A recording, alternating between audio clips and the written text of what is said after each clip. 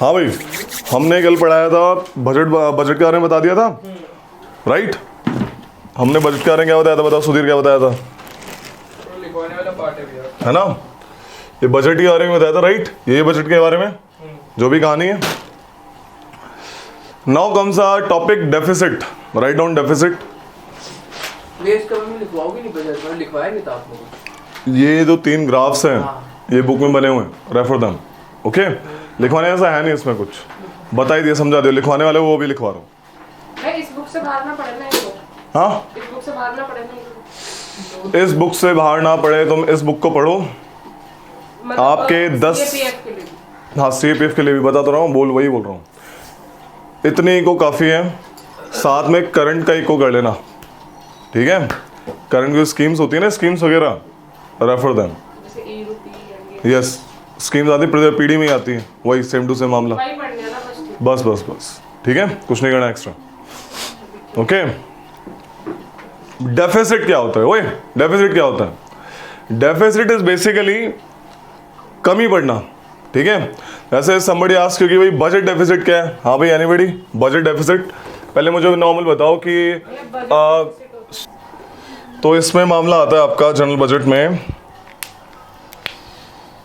Capital receipts plus revenue receipts minus capital expenditure plus revenue expenditure, इसे कहते हैं budget deficit,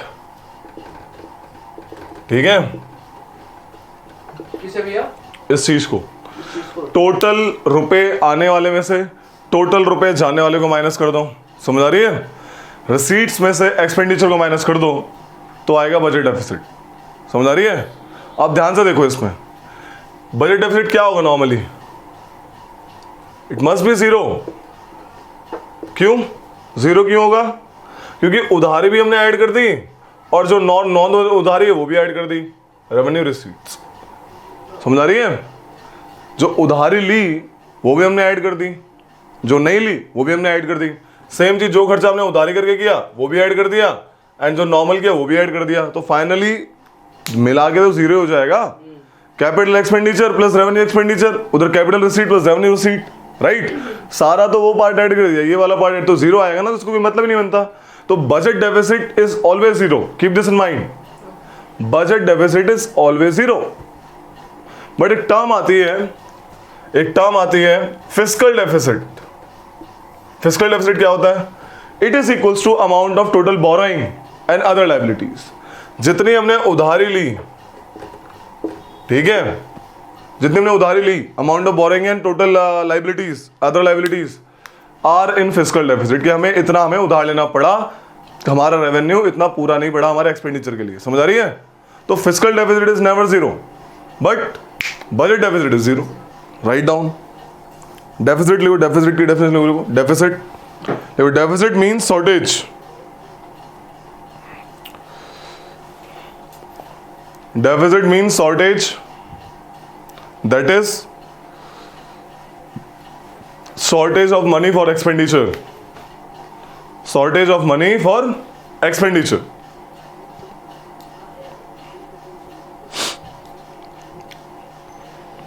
The gap between receipts and expenditure is called deficit. समझ आ रही है? Receipt and Expenditure is called deficit.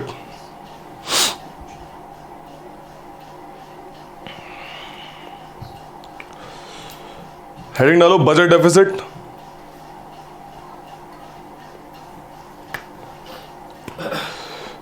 It is a difference between total expenditure minus total receipts, है ना? समझ आ रही कहानी? तो total expenditure minus total receipts, अब उसमें लिख लो अलग से, capital expenditure plus revenue expenditure minus, फिर ब्रैकेट लगाना, capital receipt plus revenue receipts, ठीक है। माइनस ऐसे लगाना ब्रैकेट के साथ। क्या जो रिसीट कह रहा वो मतलब कमाया हुआ? एक्सपेंडिचर पहले आ जाएगा। हाँ बोलो। रिसीट कमाया हुआ पैसा है, रिसीट हाँ, एक्सपेंडिचर पहले आएगा, है ना? एक्सपेंडिचर रिसीट माइनस करें। रिसीट क्या होता है? जो आ रहा है हमारे पास पैसा। अब एक तो रेवेन्यू वाला है, जिसमें हम लाइबिलिटी नहीं है, जो कमाने वाला पार्ट है, राइट, टैक्स वगैरह ये सब, तो ये रेवेन्यू वाला पार्ट है। समझ आ रही है क्या कह रहा हूँ, जिसमें हमें वापस पैसा नहीं, सरकार को वापस नहीं देना। एक है कैपिटल रिसीट, जिसमें उसको वापस, जैसे लोन उठाया तो देना पड़ेगा उसको। गवर्नमेंट ने कुछ भी स्कीम से पैसा नहीं दिया। यस, कोई भी लोन वगैरह इंटरनल एक्सटर्नल बोरोइंग करके लिया तो वो करके जो पैसे ले वो कैपिटल रिसीट्स आ जाएंगे। मतलब ब्याज ठीक है, का वो हाँ। ब्याज होगा ना। दो टाइप की रिसीट्स होती हैं, debt capital receipt and non debt capital receipt. Debt वाली होती है जिसमें ब्याज से नहीं पड़ती है, ओके, और डेट वाली ही, जो डेट वाली रिसीट्स हैं, ये सुन लो इधर, जिसमें ब्याज देनी पड़े, डेट वाली रिसीट, वो फिस्कल डेफिसिट होता है। ओके, फिस्कल डेफिसिट इज आपने जितना, जो दूसरी नॉन डेट वाली हो क्या है, वो तो सिंपल सी है। Zero bond. एक तो जो आपने स्टेट को लोन दिया था वो अगर वापस आ रहा है वो भी कैपिटल रिसीट है, और दूसरा डिसइन्वेस्टमेंट, इसमें उसको कोई डेट थोड़ी, उधारी थोड़ी करनी पड़ रही है एक तरीके से, बट टू ए ट्रांजेक्शन है, बट डेट वाली में उधारी है, वो आपका फिस्कल डेफिसिट है। समझ आ रही है कहानी? तो ये क्या लिखा है फिस्कल डेफिसिट लिखा आपने वो डेट क्या बोला था आपने, डेट और investment. Capital receipts are of two types, debt capital receipts and non debt capital receipt. Non debt capital receipt में आती हैं दो, डिसइन्वेस्टमेंट, पीएसयूज, और रिटर्निंग ऑफ लोन्स। जो लोन्स हम देते हैं स्टेट्स को, रिटर्न जब कर देते हैं वो हमारी नॉन डेट कैपिटल रिसीट्स हैं, राइट। और दूसरी क्या है, डिसइन्वेस्टमेंट ऑफ पीएसयूज और गवर्नमेंट शेयर्स, राइट। तो ये कहानी है। फिस्कल डेफिसिट हेडिंग ना लो, फिस्कल डेफिसिट। क्या जो ये इंटरनेशनल ऑर्गेनाइजेशंस लोन देती हैं, हाँ, ये एक्सटर्नल बोरिंग में आ गया, डेट कैपिटल रिसीट होगी, हमें इंटरेस्ट देना पड़ता है इनको, वो इंटरेस्ट लेते हैं, इंटरेस्ट IMF से लिया, इंटरेस्ट देना पड़ेगा हमें उनको, लो होता है इसलिए हम ले लेते हैं। तो वो अमाउंट कितना बड़ा होता है? हाँ, वो ज़्यादा देते हैं, राइट। एक और चीज़ कहानी बताता हूँ इसकी, कि क्या होता है, हाँ, sometimes we get grant and aids without any loan and वगैरह, ये रेवेन्यू रिसीट्स में आ जाए। ग्रांट एंड एड्स में हमें कुछ देना नहीं है वापस, ग्रांट एंड एड्स यूएन देता होगा, UN या बड़े कंट्रीज जो हमारे, जैसे हम लोग देते हैं नेपाल भूटान को, छोटे छोटे कंट्रीज को, तो कोई बड़े कंट्रीज अगर हमारे यहाँ पे डिजास्टर जैसे अभी आया था, कोरोना वाला सीन हुआ था, तो लोगों ने क्या कहा, ग्रांट्स आई थी वो फंड में। हाँ, PM फंड में आया था। तो ये क्या जो ग्रांट्स है, ग्रांट रेवेन्यू रिसीट्स में ही, ठीक है। ट्रांजैक्शन है। फिस्कल डेफिसिट लिखो, फिस्कल डेफिसिट लिखा। Fiscal deficit is basically amount of borrowing and other liabilities. Fiscal deficit is basically the amount of borrowing and other liabilities. समझ आ रही है? Amount of borrowing and other liabilities, that is the total debt capital receipts forms the fiscal deficit. समझ आ रही कहानी? That's the total. That is total debt capital receipt. Debt जो होता है debt, right?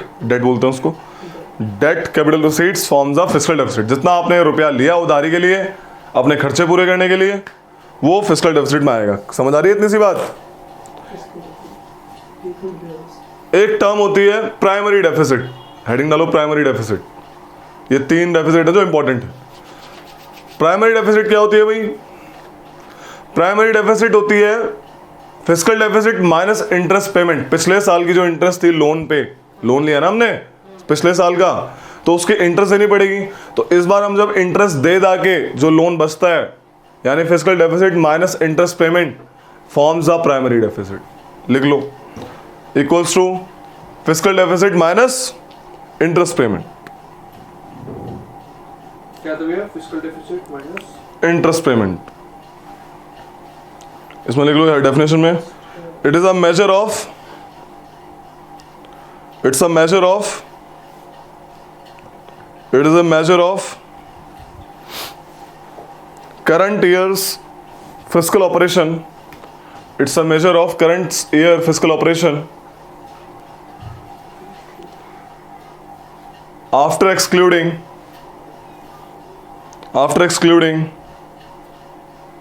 the liability of interest payment, after excluding the liability of interest payment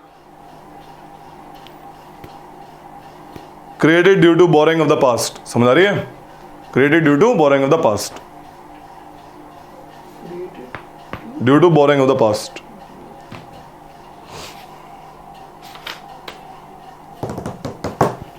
अब बात आती है, हाँ बोलो बोलो बोलो, फटाक से बोलो। जैसे कोई कंट्री है वो लोन लिया उसने IMF से या फिर वर्ल्ड बैंक, हाँ, एक्सटर्नल बोरिंग करी उसने, हाँ, और फिर वो नहीं चुका पाया, ओके नहीं चुका पाया, फिर क्या होता है? उसका इंटरेस्ट बढ़ता जाएगा, उसको चुकाना पड़ेगा। IMF वगैरह ये सब उन्हीं को लोन देते हैं जो उनके मेंबर्स होते हैं। नहीं हो गया कि अब नहीं चुका पाए ओके तो उसको कुछ ना कुछ लीज पे देना पड़ जाएगा। जैसे चाइना लोन देता है अपने BRI प्रोजेक्ट में, तो नहीं चुका पाते हैं, डेट ट्रैप हो जाते हैं, राइट, डेट ट्रैप। तो वो उनका पोर्ट वगैरह जैसे श्रीलंका कोई भी हम्बन टोटा पोर्ट ले लिया ना उसने लीज पे, चाइना तो कोई ना कोई उसको एज अ सिक्योरिटी कुछ ना कुछ देना पड़ेगा। फॉर एग्जाम्पल 1991 में हमने जब लोन लिया था अपने किसके लिए, अपने जब हमने 1991 में when we took the loan for our forex reserve crisis जो हमारे यहाँ पे हो गए थे, we took the loan from IMF and World Bank, तो उन्होंने बदले में क्या मांगा हमसे कि अपनी इकोनॉमी ओपन कर दो, स्ट्रक्चरल चेंजेस मांगे। ऑल्दो वो इंडिया के हित में ही थे, बट वो एक कहीं ना कहीं फोर्स थे, हमारी मर्जी से नहीं थे वो, ठीक है। वो IMF की देन है हमारे लिए। Slowly and gradually it's good. बस ओपन इकोनॉमी मतलब ग्लोबलाइजेशन, रेस्ट्रिक्शन ना लगाना MNC को यहाँ पे कंपनी बनाने के लिए, समझा रही है। बाहर की कंपनी यहाँ पे आएंगी, कंपनी बनाएंगी, तो ये बेसिकली हम सोचते हैं कि लाइक हमारी कंपनी का सामान लोग खरीदे यहाँ पे, राइट। आजकल तुम कोई भी फोन खरीदते हो उसमें कहीं ना कहीं लाइक बाहर का सामान लगा हुआ है, जैसे चाइना का माल हर जगह, मतलब छोटी छोटी चिप्स वगैरह, राइट। सो वही चीज़ है। तो हमने पहले क्लोज्ड इकोनॉमी कर रखी थी। We didn't want kind of that thing, we want our industry to be prosper. Why? After independence, हमारे इंडिपेंडेंस से बिफोर हमारी क्या पॉलिसी थी, ब्रिटिशर्स ने क्या कर रखा था, हमारी इंडस्ट्री एकदम खत्म कर रखी थी। तो वी वांटेड कि हमारी इंडस्ट्रीज पहले पन पे ऊपर आए, उसके बाद हम ओपन इकोनॉमी के बारे में सोचेंगे। लेकिन जब हमने ऐसा सोचा तो in a world of globalisation forex का हमारे पास क्रंचेस हो गया। तो क्रंच हुआ तो फॉरेक्स रिजर्व लाने के लिए हमने इकोनॉमी खोली। फॉरेक्स मतलब बाहर का डॉलर इंडिया में कब आएगा, जब वो लोग हमारे यहाँ पे प्रॉपर ठीक से ट्रेड करेंगे। जैसे टूरिस्ट भी आते हैं ना यहाँ पे, वो भी एक फॉरेस्ट रिजर्व का वो है, क्या कहते हैं, एक्सपोर्ट है basically, it's export. We are exporting our this one tourism, export ही तो कर रहे हैं हम। हमने अपनी चीज बेची, उन्होंने हमको डॉलर दिया, इट्स एक्सपोर्ट। कोई पूछे what is tourism, it's a type of export what we are doing. Export समझते हो क्या होता है? इम्पोर्ट एक्सपोर्ट, इम्पोर्ट मंगाना, एक्सपोर्ट भेजना। तो हम डॉलर ही तो ले रहे हैं उनके बदले, जो भी वो लोग करेंसी देते हैं हमको यहाँ पे आके, at the end they are just changing, they are giving their money to us. That's why many of the times like जो पीपल टूरिस्ट स्पॉट पे जाते हैं, सर एक मैम प्लीज एक फोटो, मैम को ही पकड़ते हैं, पता नहीं क्यों, ठीक है। तो दिस इज रॉन्ग। बेचारे बस तुम इंडिया का नाम खराब होता है इससे। अब वो अपने दोस्तों को बताएगा, वो कुछ कल को सोच रहा होगा कि मैं जाऊंगा, वो नहीं जाएगा, राइट। तो be aware of this. Taxation, the concept is taxation. क्या हुआ, क्या सोच रहे हो? ऐसे शांत हो आज थोड़े से, हाँ? अभी तो स्टार्ट हो गया। खत्म भी है टैक्सेशन, हाँ। डेफिसिट खत्म, बजट खत्म। बजट के वो 3 डायग्राम अच्छे से याद कर लेना, उनको समझाना था, समझा दिया था कल ही, ठीक है। वो basically these are notes, right, अच्छे से दिया हुआ है। तुम्हारे पास कहाँ है शंकर गणेश? है ना, लेकिन अच्छा नहीं परचेज कर लो उसको, परचेज। इंपॉर्टेंट बुक है, इजी बुक है। NCERT चाहो NCERT कर लो, मैक्रो वाली 12th की 2 NCERT, माइक्रो मैक्रो करना, ये मैक्रो ही है। शंकर गणेश ये मैक्रो ही, बट फर्क क्या है, ये थोड़ी इजी लैंग्वेज में है, वो थोड़ा हैवी पार्ट है उसमें, इसलिए आई प्रेफर दिस बुक। भैया मैं कह रहा था ये तो कोई भी किसी से भी कर लो, कोई दिक्कत नहीं।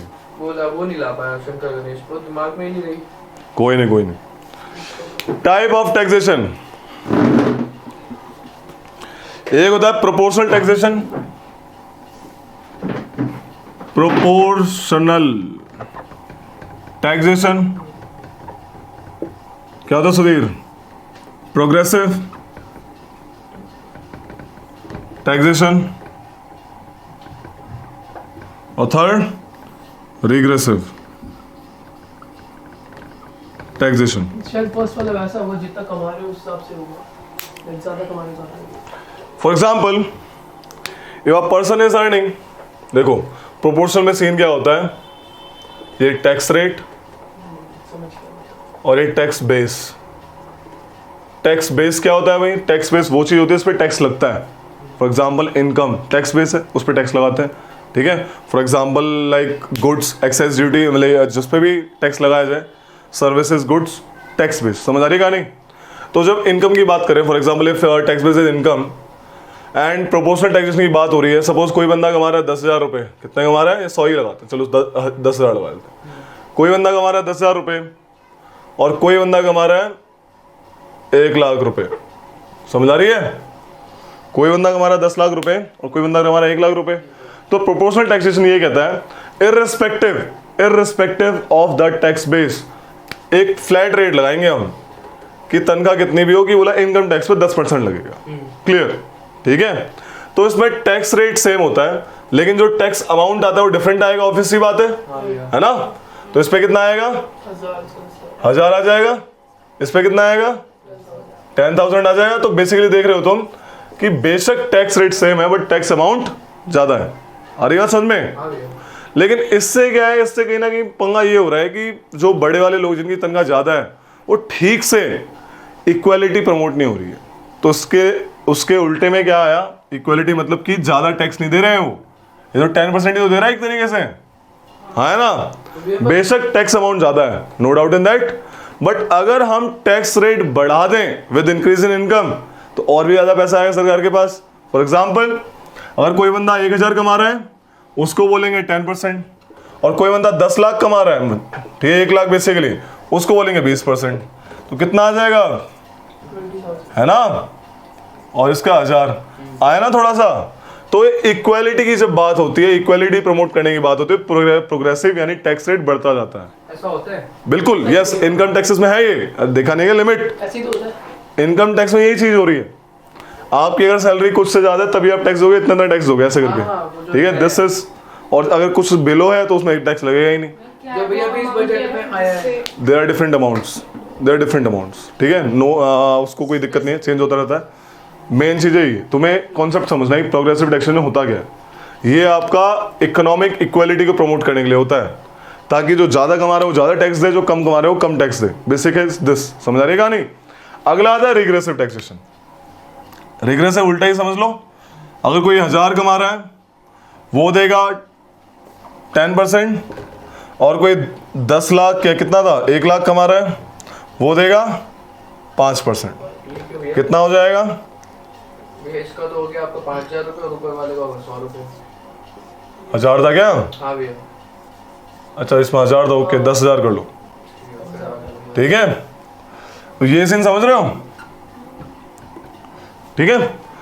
तो सीन समझो कि यहां पे बेशक टैक्स रेट कम है, लेकिन भैया पैसे तो ज्यादा ही आ रहे हैं एक तरीके से, समझ आ रही है? तो इसमें यह है कि क्यों भाई जो ज्यादा कमा रहे पैसा ज्यादा क्यों दो? ज्यादा तो है ही, बट इतना ज्यादा क्यों दिलवा रहे हो, काइंड ऑफ दैट थिंग। तो रिग्रेसिव में क्या करते हैं, टैक्स रेट बेशक कम हो जाता है, टैक्स रेवेन्यू तो हमेशा ज्यादा ही आएगा। इससे दिख रही है नहीं बार बार? तो this is regressive taxation, this is progressive taxation and this is proportional taxation. समझ आ रही है? लिखो इसको फटाक से। अभी भैया जैसे कि जो हमारी सरकार पैसे देती है, इनकम देती है, प्रोग्रेसिव टैक्सेशन लगता है उसमें। और ये तीनों भी यूज होते हैं नहीं होते? प्रोग्रेसिव लगता है, प्रोग्रेसिव लगता है। और प्राइवेट सेक्टर्स में होते हैं फिर यूज? ध्यान से सुनना, देखो सीन क्या है, प्रोग्रेसिव टैक्सेशन कहीं ना कहीं किस पे लग रहा है? प्रोग्रेसिव टैक्सेशन लगता है इनकम टैक्स पे, यानी डायरेक्ट टैक्सेस पे, जहां पे सरकार डायरेक्ट टैक्स ले रही है। अभी बताएंगे व्हाट यू मीन डायरेक्ट और इनडायरेक्ट टैक्स। तो वहां पे प्रोग्रेसिव लगता है। जैसे इनकम, एक एग्जांपल बता रहा हूं अभी। एक होता है इनडायरेक्ट टैक्स, जैसे टॉफी है, आपने टॉफी खरीदी, टॉफी पे सब कुछ टैक्स लिखा होता है, लेकिन जीएसटी वगैरह ये सब। अब जो कोई भी खरीदे, आप चाहे उसको अंबानी साहब खरीदे, चाहे एक सबसे छोटा इंसान खरीदे, लगेगा तो उस पर कितना टैक्स? Same tax. समझ आ रही है? सो वहां पे प्रोपोर्शनल टैक्स लगता है। लेकिन अब इसके लिए भी इन्होंने क्या करा कि अमीर आदमी को ज्यादा टैक्स देना चाहिए, है ना, थोड़ा भी और बढ़ा उसके लिए। तो उन्होंने क्या करा, जो बेसिक नेसेसिटीज हैं उन पे कम टैक्स लगाया। अब अमीर आदमी है तो अमीर, लग्जरी कौन भोगेगा? अमीर। तो लग्जरी गुड्स जो हैं उन पे ज्यादा टैक्स लगाया। जैसे कार 28% लगाते हैं लोग, फॉर्च्यूनर भाई। समझ आ रही क्या कहना चाह रहा हूँ? राइट डाउन दिस, लिखो, हेडिंग डालो, टाइप्स ऑफ टैक्सेशन। इसको लिख ले पहले, वही लिखवा रहा हूँ, टाइप्स ऑफ टैक्सेशन। उसमें नंबर 1 लिखो प्रोपोर्शनल टैक्सेशन। बना ही लो ये टेबल, राइट है ना? प्रोपोर्शनल में ऐसा ना लो, सामने समझ आ जाएगा, फटाक से बनाओ। बात करते हैं टाइप ऑफ टैक्सेस की, यानी डायरेक्ट और इनडायरेक्ट टैक्स। देखो 2 टर्म होती है पता लगाने के लिए, डायरेक्ट और इनडायरेक्ट टैक्स में क्या फर्क क्या है? एक है होता है इम्पैक्ट ऑफ टैक्स। क्या होता है? Impact of tax. और एक होता है इंसिडेंस ऑफ टैक्स। क्या होता है? Incidence of tax. In 2 term के बेसिस पे हम पता लगाते हैं कि टैक्स कौन सा डायरेक्ट है या इनडायरेक्ट है। क्लियर बात समझ आ रही है? अब इन टर्म्स का मतलब क्या है? इम्पैक्ट वो होता है जैसे डायरेक्ट टैक्स की बात करते हैं, ऐसे कोई बंदा है, कोई कमा रहा है, उसकी इनकम पे टैक्स लगो, एक एग्जाम्पल है इनकम टैक्स, है ना। अगर इनकम टैक्स की बात करें, बोलते हैं डायरेक्ट टैक्स, क्यों? क्योंकि इनकम टैक्स एक बंदे की इनकम पे लगता है ना, एक बंदे की इनकम पे लगता है, और गवर्नमेंट और जो बंदा है वो डायरेक्टली टैक्स ले लेते हैं गवर्नमेंट उससे, राइट और नॉट। यानी कि सीधा गवर्नमेंट आई और उसने टैक्स ले डाला, यानी टैक्स का बर्डन किस पे आया? बर्डन किस पे आया? इंडिविजुअल पे। यानी बर्डन मतलब होता है इंसिडेंस, इंसिडेंस किस पे आया? और दिया किसने? दिया किसने? वो भी इंडिविजुअल ने खुद दिया, कोई लेके थोड़ी गया। तो इम्पैक्ट मतलब point of contact, best way is this, point of contact between government and the payer is impact. आ रही हो समझ में? तो यहां पे भी सेम पर्सन है, देने वाला भी वही, और लास्ट में बर्डन भी उसी पे आ रहा है। आ रही हो समझ में? अब बात करते हैं इनडायरेक्ट टैक्स की, जैसे जीएसटी सबसे बेस्ट। जीएसटी सपोज किसी कपड़े वपड़े तुम गए, तुमने कुछ कपड़ा खरीदा है, कार खरीदी, राइट। कार खरीदते खरीदते कार पे जीएसटी लगा, क्या तुमने जीएसटी खुद गवर्नमेंट जो आके दिया? नो। तुमने जब कार खरीदी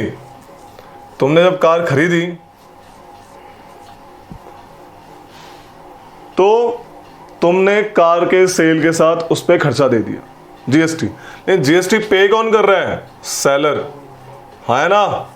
seller is paying GST to the government. तो तुम्हारे ऊपर लाइक इम्पैक्ट कौन है इसका? इनडायरेक्ट का seller, impact is seller, but खर्चा किस पे आया जीएसटी का? तुम्हारे ऊपर। तो इंसिडेंस क्या है? तुम। यानी बेसिकली डायरेक्ट टैक्स में क्या होता है? इम्पैक्ट और इंसिडेंस सेम बंदे पे लगता है, इनडायरेक्ट में अलग अलग बंदे पे लगता है। समझ आ रही इतनी सी बात? Impact basically point of contact, and incidence basically कि आप टैक्स का बर्डन किसी और पे ट्रांसफर नहीं कर सकते, लास्ट में आपके पास आएगा। समझ आ रही है? यहाँ पे इसकी जगह इनकम टैक्स कोई और देगा क्या? नो। बट यहाँ पे सेलर की जगह कौन देगा जीएसटी? बोलते हैं ना कि जब किसी कोचिंग इंस्टीट्यूट में जाते हो, देखो ये हम फीस तुम्हारी इतनी है, जीएसटी इतना है, और जीएसटी आप दोगे। देखते ना हमारी फीस तो कम है, इंक्लूडिंग जीएसटी। इंसिडेंस हम पे आता है, एजुकेशन में भी टैक्स लग जाता है, मतलब बिल्कुल लगता है। ठीक है, कोचिंग इंस्टीट्यूट्स जो हैं उनमें टैक्स लगता है, they are under the preview of like 18% लगता है, 18% जीएसटी आपको देना पड़ेगा। तो चालाक होते हैं वो लोग। पहले उनकी अगर फीस थी अगर नॉर्मल 10,000 तो उन्होंने कर दी 18,000 एग्जाम्पल, ठीक है, और 18,000 प्लस जीएसटी पर एक्स्ट्रा लगाते हैं। बोला 18 तो आप हमारे दोगे, साथ में आप जीएसटी दोगे, और बढ़ जाती है फीस। कहते हैं हमने नहीं बढ़ाई, जीएसटी है तो, काइंड ऑफ दैट थिंग। ठीक है, लिखो type of taxes. Number 1 direct tax. भैया हाँ। एक फिर वो जो जीएसटी मिलता है, जीएसटी नंबर वो सब मिलता है, वो किसको मिलता है? कंपनीज को। कंपनीज को। तो फिर उसके थ्रू कंपनीज पैसा देती है गवर्नमेंट को? स्लिप, यस यस, हाँ उसके थ्रू दे देती है, राइट राइट राइट। स्लिप काटते हैं ना वो जो बिल देते हैं, तो उसमें जीएसटी इंक्लूड होता है। बिल में भी लिखा होता है हाँ, जीएसटी नंबर, उसमें जीएसटी इंक्लूड होता है। ठीक है, डायरेक्ट में लिखो, if the impact and incidence of the tax lies at the same point. If the impact and incidence of the tax, impact मतलब लिख लो ऐसा छोटा सा करके, point of contact, and incidence लिख लो burden of tax, है ना, पता लग जाएगा। impact में point of contact और incidence में burden of tax। तो लो if the incidence and impact lies on the same point, at the same point, this is direct tax. Example लिख लो,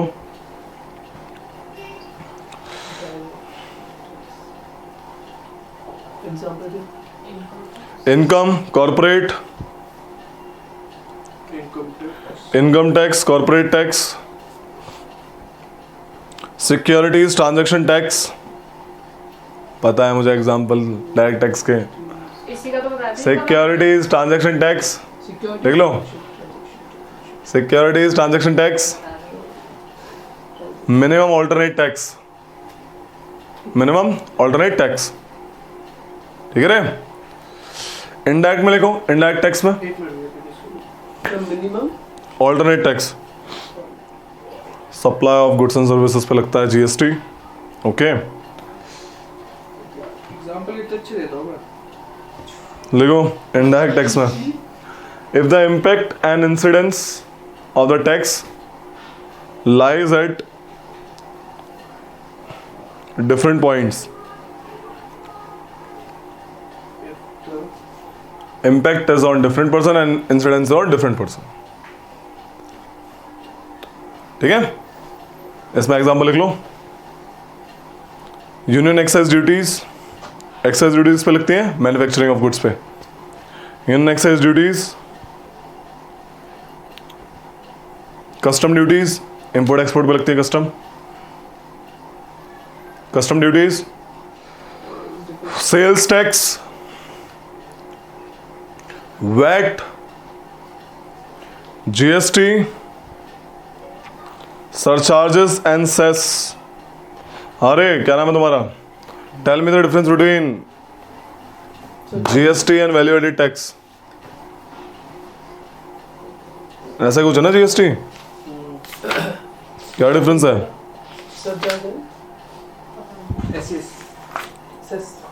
अबे वैल्यू एडेड टैक्स और जीएसटी पूछ रहा हूं, इसमें डिफरेंस बताओ। वैल्यू एडेड टैक्स दोनों ही है, जीएसटी भी और वैट भी, लेकिन वैट सिर्फ गुड्स पे लगता है और जीएसटी गुड्स एंड सर्विसेज दोनों पे लगता है। लिख लो, VAT only applies on goods but GST applies on both goods and services. क्या रे तुम लोग, है ना? जीएसटी पहले सर्विस टैक्स अलग से था, क्लब कर दिया। अगला आता है कि सेस क्या होता है, सरचार्ज क्या होता है, ये तो पता ही नॉर्मली। अरे सेस क्या होता है? सेस नहीं पता, ये बताओ। टैक्स ऑन टैक्स, जब हम टैक्स के ऊपर छोटा टैक्स लगाते हैं just for a specific purpose, जैसे एजुकेशन सेस, स्वच्छ भारत सेस, ठीक है, तो छोटा सा जो लगता है उसके ऊपर, टैक्स के ऊपर, तो हम क्या करते हैं, उसे सेस बोलते हैं। सेस द्वारा जो पैसा आता है, ये भी इनडायरेक्ट टैक्स है ना, सेस द्वारा जो पैसा आता है ये उसी पर्पस पे यूज होगा जिस पर्पस पे आपने उस सेस को लगाया है। एजुकेशन टैक्स है तो एजुकेशन में ही यूज होगा। मतलब फिर से एजुकेशन में क्या टैक्स होता है? Very good. एग्जांपल या एजुकेशन का बस। सरचार्ज क्या होता है? वो भी सेस की तरह होता है। Surcharge is also tax on tax, but difference is surcharge को कहीं भी यूज कर सकते हो, ठीक है। Surcharge basically act as a limit, कि अगर आपकी तनख्वाह, आपका खर्चा 1 लाख रुपए से ऊपर है तो आपके सरचार्ज देना पड़ेगा एक्स्ट्रा इतना, तो लिमिट करने के लिए काम करता है बेसिकली। और कोई ज़्यादा खर्चा करता है, ऐसा वही 200 यूनिट वाली चीज़ 200 यूनिट तक free, otherwise you have to pay, kind of that thing, ठीक है। ये कहानी, 200 यूनिट के ऊपर पूरा तो पे करना पड़ेगा, सिर्फ 200 यूनिट के ऊपर का पूरा पे करना होता है, पूरा बचाना पड़ता है। यस यस यस यस, ठीक है। नेक्स्ट आता है, कुछ टर्म्स हैं। फॉर एग्जाम्पल एक है, एक लेफर्स कर्व। लेफर कर्व इंपॉर्टेंट है इसमें। Laffer curve, Laffer curve, Laffer curve क्या कहती है? लेफर कर्व, अगर आपका एक तरफ है टैक्स रेवेन्यू, REVN रेवेन्यू, और एक तरफ है टैक्स रेट, ठीक है। लेफर कर्व कहती है, लेफर कर्व क्या कहती है? Look at this, tax rate जब कम होगा और टैक्स रेट जब ज्यादा होगा, दोनों ही केस में टैक्स रेवेन्यू कितना आएगा? कम आएगा। दिख रहा है? टैक्स रेट जब कम होगा यानी ये वाला पोर्शन, टैक्स रेट जब ज्यादा होगा यानी ये वाला पोर्शन, दोनों के टैक्स रेट कम हो। क्यों? अगर कम होगा, अगर टैक्स रेट सपोज, अगर इनकम टैक्स पे टैक्स रेट है सपोज 1% या 0%, 0.3% ऐसे करके, उस केस में टैक्स रेट कम, टैक्स रेवेन्यू कम इसलिए आएगा कि कलेक्शन ही कम होगा। ऑब्वियसली बात है ना, कम ही तो कलेक्शन कर पाएंगे। अब टैक्स रेट अगर ज्यादा होगा तब कम, फिर तो ज्यादा होना चाहिए। लोग क्या करेंगे? लूप होल्स ढूंढेंगे, तो there must be tax evasion. लोग सैलरी दिखाएंगे नहीं हमारी इतनी सैलरी, क्योंकि सरकारी सैलरी तो जो कुछ टाइम से ज्यादा होती नहीं है, प्राइवेट वाले बंदे क्या कर लेंगे? वो चोरी कर लेंगे, तो टैक्स इवेजन हो जाएगा। तो इसलिए बोला, लेफर बोला कि टैक्स रेवेन्यू कब ज्यादा होता है? जब there must be optimum rate of tax. जब मिडल पाथ चूज करोगे तो हमेशा टैक्स रेवेन्यू क्या आएगा? ज्यादा आएगा। तो लिख लो इसको, लेफर्स कर्व को, है ना बेसिक चीज। लेफर कर्व हेडिंग डाल के बना लो, फिर मैं लिखवा देता हूँ छोटा सा। Normal Laffer curves related to which one? Taxation, inflation और any kind of that thing. Direct, yes बिल्कुल पूछ सकता है। पूछ सकता है as per Laffer curve tax revenue highest at lowest tax slab, highest tax slab, optimum tax slab, none of these, या फिर एग्जैक्ट 2 बोलेगा 3 बोलेगा, मतलब ही नहीं बनता उसका। ऐसे क्वेश्चन आते हैं, ठीक है रे। लिख लो कि लेफर कर्व में लिखो कि Laffer curve says that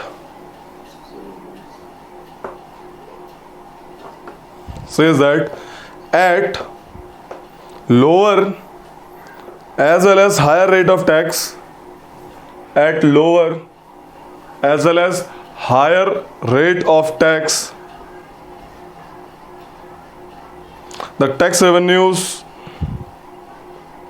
is low.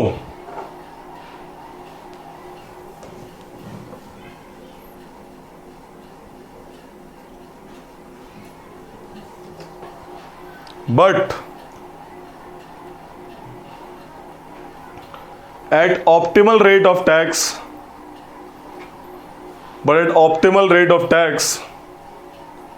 the tax revenue is high. Tax revenue is high. ठीक है, सिंपल। नेक्स्ट करते हैं मनी मार्केट। इस ग्राफ को बनाते हैं पहले। मेथड्स ऑफ क्रेडिट कंट्रोल, ठीक है, क्वांटिटेटिव मेथड, क्वालिटेटिव मेथड। तो बात है यार यहाँ पे मनी मार्केट की। What is money market? देखो यार, जब भी हमें फंड चाहिए होता है शॉर्ट टाइम पीरियड के लिए, उस केस में हम बैंक के पास जाते हैं, लाइक अप टू 3 years, और 3 year के हमारी सिक्योरिटी के लिए 3 साल तक के लिए हमको फंड चाहिए लोन वगैरह पे, हम बैंक्स के पास जाते हैं, ठीक है। तो बैंक जो है वो basically it's a money market. Commercial banks deals with money market. Banks जो है वही बैंक का काम क्या होता है, बैंक्स का धंधा बड़ा सिंपल होता है। जो डिपॉजिटर्स होते हैं वो अपना पैसा बैंक्स को देते हैं, बैंक्स उस डिपॉजिट को लोन में देके इंटरेस्ट कमाते हैं। ये होती है बैंक की सैलरी, और कुछ काम नहीं था बैंक का। बैंक कैसे कमाता है? ऐसे कमाता है। डिपॉजिटर्स का पैसा अपने पास रखता है, और अपना पैसा जो उसके पास है, जो लोग लोन लेने आए हैं उनको लोन देता है इंटरेस्ट रेट पे। इंटरेस्ट रेट समझ आ रहा है कहानी क्या है? सिंपल सी कहानी। तो पैसा बाद में इंटरेस्ट के उनको देता भी तो है बैंक। क्या? जिनके पास, अच्छा, जिनका पैसा रख रहा है वो, जैसे डिपॉजिटर्स का कम रेट देता है उनको, और जिनको लोन पे दे रहा है उनसे ज्यादा रेट लेता है। तो यही उसकी इनकम एट द एंड। समझ आ रही कहानी? This is income of the bank. अब कहानी यहाँ पे क्या है कि बैंक में डिफॉल्ट्स भी बहुत होते हैं, बैंक्स में कारस्तानी भी बहुत है। तो इनको बैंक्स के फंक्शन को कंट्रोल करने के लिए आरबीआई बना। आरबीआई ने देश की मॉनेटरी पॉलिसी को कंट्रोल करने के लिए अपनी मॉनेटरी पॉलिसी बनाई। उसके तहत वो क्या करता है, एक तो इन्फ्लेशन कंट्रोल करता है कि देश में इन्फ्लेशन ना आ जाए, पहली चीज। तो दूसरी चीज क्या करता है RBI? RBI has different functions. RBI sees branch expansion of the bank as well as monetary function of the bank, कि वो इतना पैसा दूसरों को लोन में ना दे दे कि कल को कोई उस पर पैसा मांगना है उसका पैसा ही ना हो, ठीक है। आरबीआई एक मैनेजरियल फंक्शन काम करता है। तो आरबीआई सारा बैंकों का क्या है, एडमिनिस्ट्रेटर, उनको पूरा रास्ता दिखाने वाला, एकदम गाइड करने वाला। स्कैम देखी थी आरबीआई ने, तो एक्शन लिया था उसमें भी, जब उसने बैंक में डिफॉल्ट आया था एसबीआई में, रिमेंबर। तो RBI sees all banks to be as it, like सारा काम करना, ठीक है, ये काम है। तो लिखो थोड़ा सा हल्का सा। और ये जो ग्राफ जो तुमने देखा अभी, it's a graph, it's method of credit control. कैसे आरबीआई क्रेडिट कंट्रोल करता है बैंक्स का। बैंक के पास ज्यादा पैसा आएगा, देखो नॉर्मल सी बात, ध्यान से एक लॉजिक समझना। बैंक्स के पास ज्यादा पैसा आएगा तो क्या करेगा बैंक? ज्यादा लोन देगा लोगों को। अब लोगों के पास ज्यादा पैसा आएगा, लोन आ गया ना, पैसा आ गया, तो ज्यादा खर्च करेंगे। ज्यादा खर्च करेंगे तो क्या होगा? इन्फ्लेशन आएगी, ज्यादा हो जाए ना, कि लोगों ने क्या करा, पैसा ज्यादा खर्च लगा दिया। अब सामान ही खत्म हो गया मार्केट में, तो महंगाई नहीं बढ़ जाएगी? लेने वाले 10 हैं, चीज 1 है, तो चीज का रेट नहीं बढ़ जाएगा? समझ आ रही कहानी? तो ये कहानी होती है। तो आरबीआई करता है लिक्विडिटी, यानी कि पैसे को एब्जॉर्ब करता है। पैसे को कैसे एब्जॉर्ब करे? By this methods. कैसे पैसे को कंट्रोल करता है RBI? There methods, credit control, credit debit, समझ आ रही है? डेबिट मतलब जाना, क्रेडिट मतलब आना। तो कैसे वो पैसे को बैंक्स के पास आने से रोकता है, कैसे बैंक्स की तरफ उनको लाइक इन सिस्टम से, इन इंस्ट्रूमेंट से उस पर वो लगाम लगा के रखता है, ताकि भाई मार्केट ठीक से चले, ताकि इन्फ्लेशन ना आ जाए, ताकि कोई भी बैंक ना हो जाए, क्योंकि there are so many things. लोग लोन लेके भाग जाते हैं। For example Vijay Mallya loan लेके भाग गया, पकड़ते रहो, पैसा तो गया ना एट द एंड। कहीं तो गया होगा भैया लोन लेके। यूके में गया, यूके में है। वहां पे सिटीजनशिप ले ली उसने, इंडिया की सिटीजन छोड़ दी, अभी is not the citizen of India. तो इंडिया कुछ कर नहीं सकती उसको। कुछ कर रहा है, he is doing, but he is in UK and he has a money, और मनी तो इंडिया से भी ज्यादा कुछ कर सकता है। एक को पकड़ लेना भैया, वो जो मेहुल चोकसी, नीरव मोदी के साथ जो बंदा था। नीरव मोदी, मेहुल चोकसी शायद, हाँ वही है ना। आइलैंड कंट्रीज पे पकड़ा उसे। भैया तो यही कहानी है। ऐसा भी तो कर सकते हैं, ऐसे कोई इंटरनेशनल लॉ तो होगा ना इनको लेके, क्या वो एक्स्ट्राडिशन ट्रीटी होती है जो आप वापस भेजने की बात होती है। There are so many clause in that, but जब पैसा होता है ना, यूके में एक सिस्टम है, आपके अगर पैसा है आप इन्वेस्ट करो यहाँ पे और यहाँ की सिटीजनशिप ले लो, और जब बंदा ही अब वहाँ का बन गया तो उस पर लॉज इंग्लैंड के काम करेंगे, इंडिया के कम लॉ काम करेंगे, ये कहानी होती है। ठीक है, तो लिखो कि फंक्शंस ऑफ आरबीआई। आरबीआई का हेडक्वार्टर कहाँ पे है? दिल्ली में ना। मुंबई। लिखो फंक्शंस ऑफ आरबीआई, इसमें पहला टॉपिक लिखो जनरल फंक्शंस।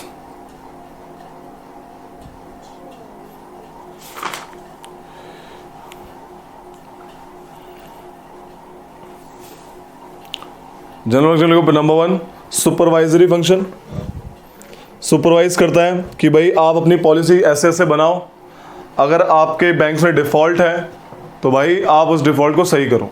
तो ये बैंक्स को ऐसे निर्देश देता है, सुपरवाइज करता है। दूसरा क्या है इसका जनरल में?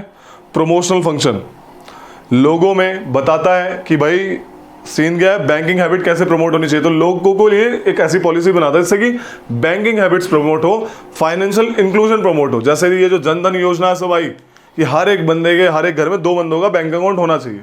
अब उस बैंक में हो रुपया ना हो, कोई मैटर नहीं करता, but they must be included in the financial area, financial inclusion होना चाहिए उन लोगों का। आरबीआई के मॉनिटरी फंक्शन लिखो, monetary functions.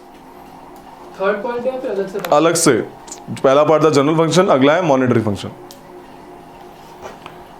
Number 1 is bank of issue. रुपए कौन छापता है? आरबीआई। 1 रुपए का नोट कौन छापता है? क्या भैया? 1 रुपए का नोट कौन? का सिक्का होता है। 1 का नोट नहीं होता, पहले आता था, अभी भी अब नहीं आता। नहीं आता। गवर्नमेंट छापती है 1 रुपए का नोट, फाइनेंस मिनिस्ट्री, और सिक्के भी गवर्नमेंट छापती है, लेकिन को सर्कुलेट आरबीआई करता है। लिख लो भैया, जैसे कि अभी 500 के 1000 के जो कुछ तो पुराने नोट बचे हैं उसके पास, वो आरबीआई जाए तो अब कुछ हो सकता है यार, इसका आइडिया नहीं है, ट्राई करना। सारी डेट दी थी इन्होंने कि इस टाइम तक करवा लो। नहीं, क्योंकि निकल जाते हैं कुछ तो होगा ही ना। गवर्नमेंट ऑफ इंडिया वही फाइनेंस मिनिस्टर रहा था। ठीक है, तो लिख लो कि issue of new money is exclusive right of RBI. However 1 rupee note and coins are issued by finance ministry, GOI। Next question लिखो इसमें, banker and debt manager to government. Government का बैंकर कौन है? आरबीआई। ट्रेजरी बिल्स वगैरह ये issue करता है। क्या था भैया? Banker and debt manager to the government. जब भी गवर्नमेंट को पैसे की कमी होती है, government by the means of ways and means advance. क्या होता है ways and means advance? RBI के थ्रू पैसे लेना। जब गवर्नमेंट आरबीआई के थ्रू पैसे लेती है, बजट में ही था ये टॉपिक। ओके, पढ़ा नहीं किसने भी चैप्टर बजट वाला? सच बताना, नहीं भैया, तुम्हारी तो किताब ही बता रही है, तुम क्या बोलोगे? किताब तो बताएगी हैं? नहीं, किताब तो ऐसी। Next is bankers bank.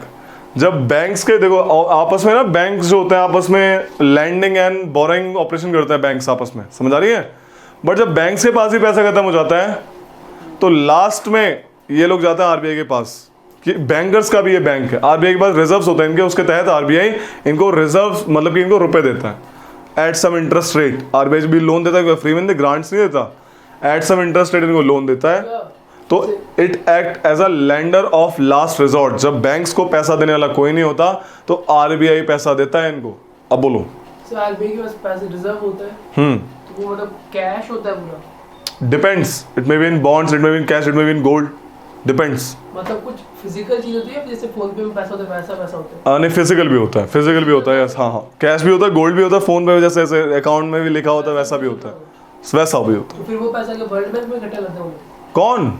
RBI के पास पैसा है, हाँ हमारे पास पैसा हो तो फोन पे में डाल देते हैं। हाँ, मतलब अपना वो अकाउंट में। हाँ वैसे ऑनलाइन पैसा तो ऐसे ही शेड्यूल्ड बैंक होते हैं, ऐसे शेड्यूल्ड बैंक होते हैं जो बैंक्स है ना, ये शेड्यूल, कुछ सारे बैंक्स आरबीआई की लिस्ट में नहीं है। आरबीआई की लिस्ट में वो बैंक जो लिस्ट में, उन्हें शेड्यूल्ड बैंक कहते हैं। अगर शेड्यूल्ड बैंक के ऊपर खतरा आ रहा है तो आरबीआई के पास जाएगा, क्योंकि RBI has our duty to protect it as per the law. ठीक है, उस जैसे सुपरवाइजरी फंक्शन कर रहा है तो ऐसे उसको बचाने के लिए भी आरबीआई एक्शन लेगा। Banking regulation act 1949, banking act 1934, इनके तहत आराम से आरबीआई आपका क्या लेगा, एक्शन लेगा, पैसा देगा और उनको निकालेगा, क्रंचेस में से निकालेगा। बाकी बैंक्स को आरबीआई बचाएगा जो शेड्यूल्ड है। हाँ, आरबीआई के पास जो रिजर्व बचा है आरबीआई, जो हाँ बिल्कुल, फॉरेक्स सिर्फ आरबीआई के पास रहता है। डॉलर में पैसा है, डॉलर वॉलर सब आरबीआई के पास रहता है। तो वो डॉलर मैं पूछ रहा हूँ कि कैश में डॉलर पड़े हैं उनके पास या फिर कुछ ऑनलाइन मोड जैसा होता है वैसा कुछ है? मे बी दोनों होता होगा, और मे बी लाइक वैसा भी कैश वाला भी चीज होती होगी। मतलब उनके पास कुछ समझ गया मैं, नोट टाइप। हाँ, मनी एक्सचेंज वाला है ना, मालवीय नगर। दोनों ही टाइप होता है, दोनों ही टाइप होता है। It's like normal, like USA change मार लिया बाद में दे के, ऑनलाइन ट्रांजेक्शन करके। समझ आ रही है? ऑनलाइन ट्रांजैक्शन कहाँ होता है? वर्ल्ड बैंक के थ्रू करते हैं क्या वो? अच्छा, तुम ये बोल रहे हो? हाँ यार, इसका एक सिस्टम होता है, स्विफ्ट वाला। इसका वर्ल्ड ट्रेड ऑर्गेनाइजेशन के तहत कुछ स्विफ्ट वाला सिस्टम भी होता है। यस, जो यूके वाले रशिया बिल्कुल जो बैन कर दिया। राइट सिस्टम होता है ऐसा कुछ, वो भी होता है। कैश तो कैसे पहुंचाते हैं बीच में?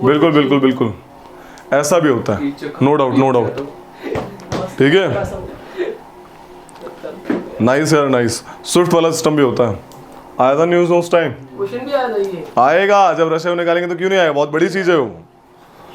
ठीक है, पिछले पेपर में क्वेश्चन भी आया था स्विफ्ट के ऊपर। इट्स अ करंट क्वेश्चन, किसने स्विफ्ट को डीमेंबर करा? रशिया को हटाया था ना यूक्रेन वॉर के तो तहत उसके बैंकर्स को। क्या लिखा है मैंने? Bankers bank. लिखो कि आरबीआई, इसी में थोड़ा एक्सप्लेन कर रहा हूँ। RBI is act as bankers of all bank.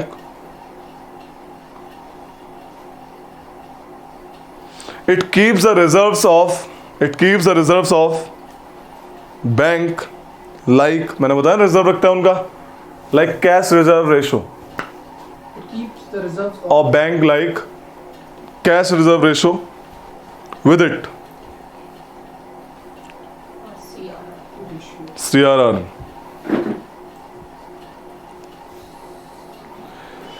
In the crisis, the banks provides enough money. The RBI provides enough money to banks. In the time of crisis, the RBI provides enough money to the banks to pull it out from the crisis.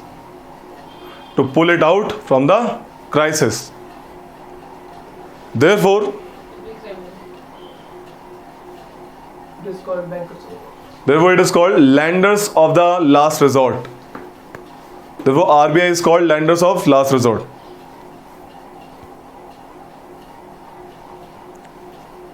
जैसे अभी बात करते हैं हम लोग कि forex reserve किसके पास होती है? आरबीआई के पास। लिख लो, इट इज फोर्थ फंक्शन क्या है इसमें? Lander of last resort. Fourth function लिखो इसमें मॉनिटरी में, रिजॉर्ट। सीओडी कैफे का नाम भी तो यही है, लास्ट रिजॉर्ट। सीओडी कैफे कौन सा? वो जो सीओडी में है, अच्छा वो सीओडी शॉप से कहते हैं। इस तरफ में, लास्ट रिजॉर्ट नाम है उसका। तो बंद हो गया। जो हॉस्टल का जो स्टाफ है वही तो उन्हीं का तो था वो, जो हॉस्टल का हमारा स्टाफ था। Fourth function, custodian and manager of forex exchange, forex reserves. Custodian and manager of forex reserves.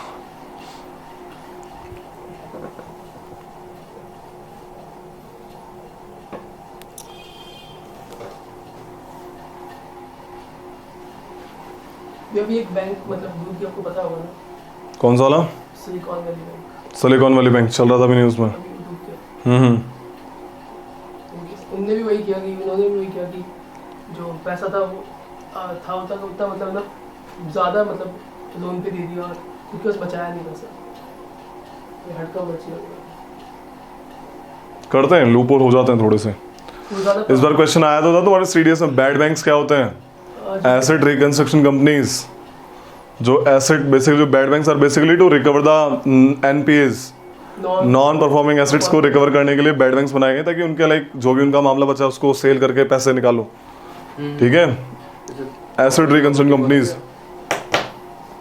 तो ये सिस्टम है। प्रॉपर्टी जो दे देते हैं कि लोन्स देके। आप खोलो बुक, अब आते हैं इस वाले पार्ट पे, मेथड ऑफ क्रेडिट कंट्रोल। ठीक है, क्या है मेथड ऑफ क्रेडिट कंट्रोल? ये सब है मेथड ऑफ क्रेडिट कंट्रोल। दो टाइप से आरबीआई से, सब कौन कर रहा है? आरबीआई कर रहा है। ठीक है, तो ये दो टाइप से आरबीआई कंट्रोल करता है क्रेडिट को, पैसे को। कैसे? एक तो होता है क्वांटिटेटिव, यानी क्वांटिटी में कंट्रोल करता है, क्वांटिटी यानी बल्क में कंट्रोल करता है, और एक होता है क्वालिटेटिव।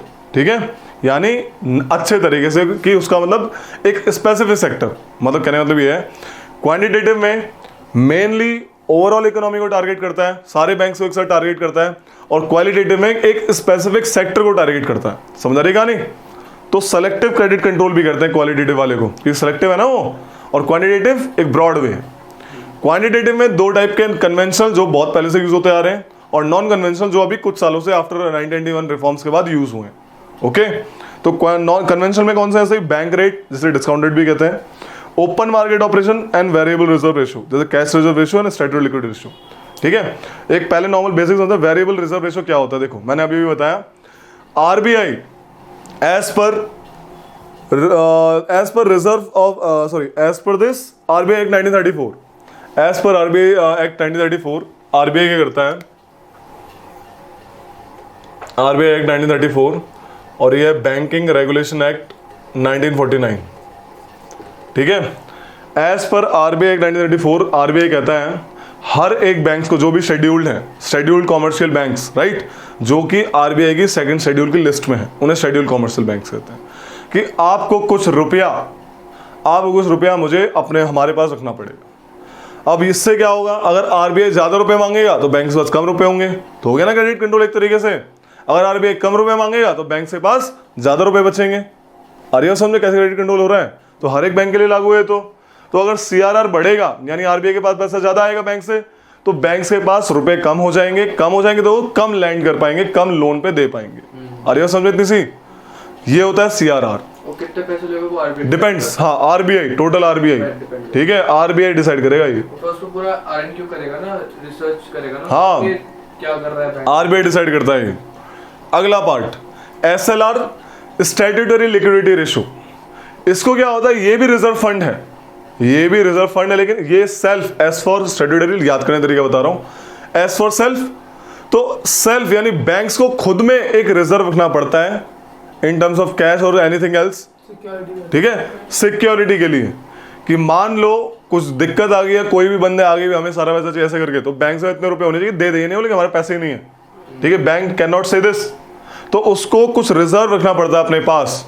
अब वो जब रिजर्व रखेगा अपने पास, और तो जब इतना तो रखना पड़ेगा, तो लोन नहीं दे पाएगा उस रुपये से, तो इतना तो रखना पड़ेगा उसको अपने पास।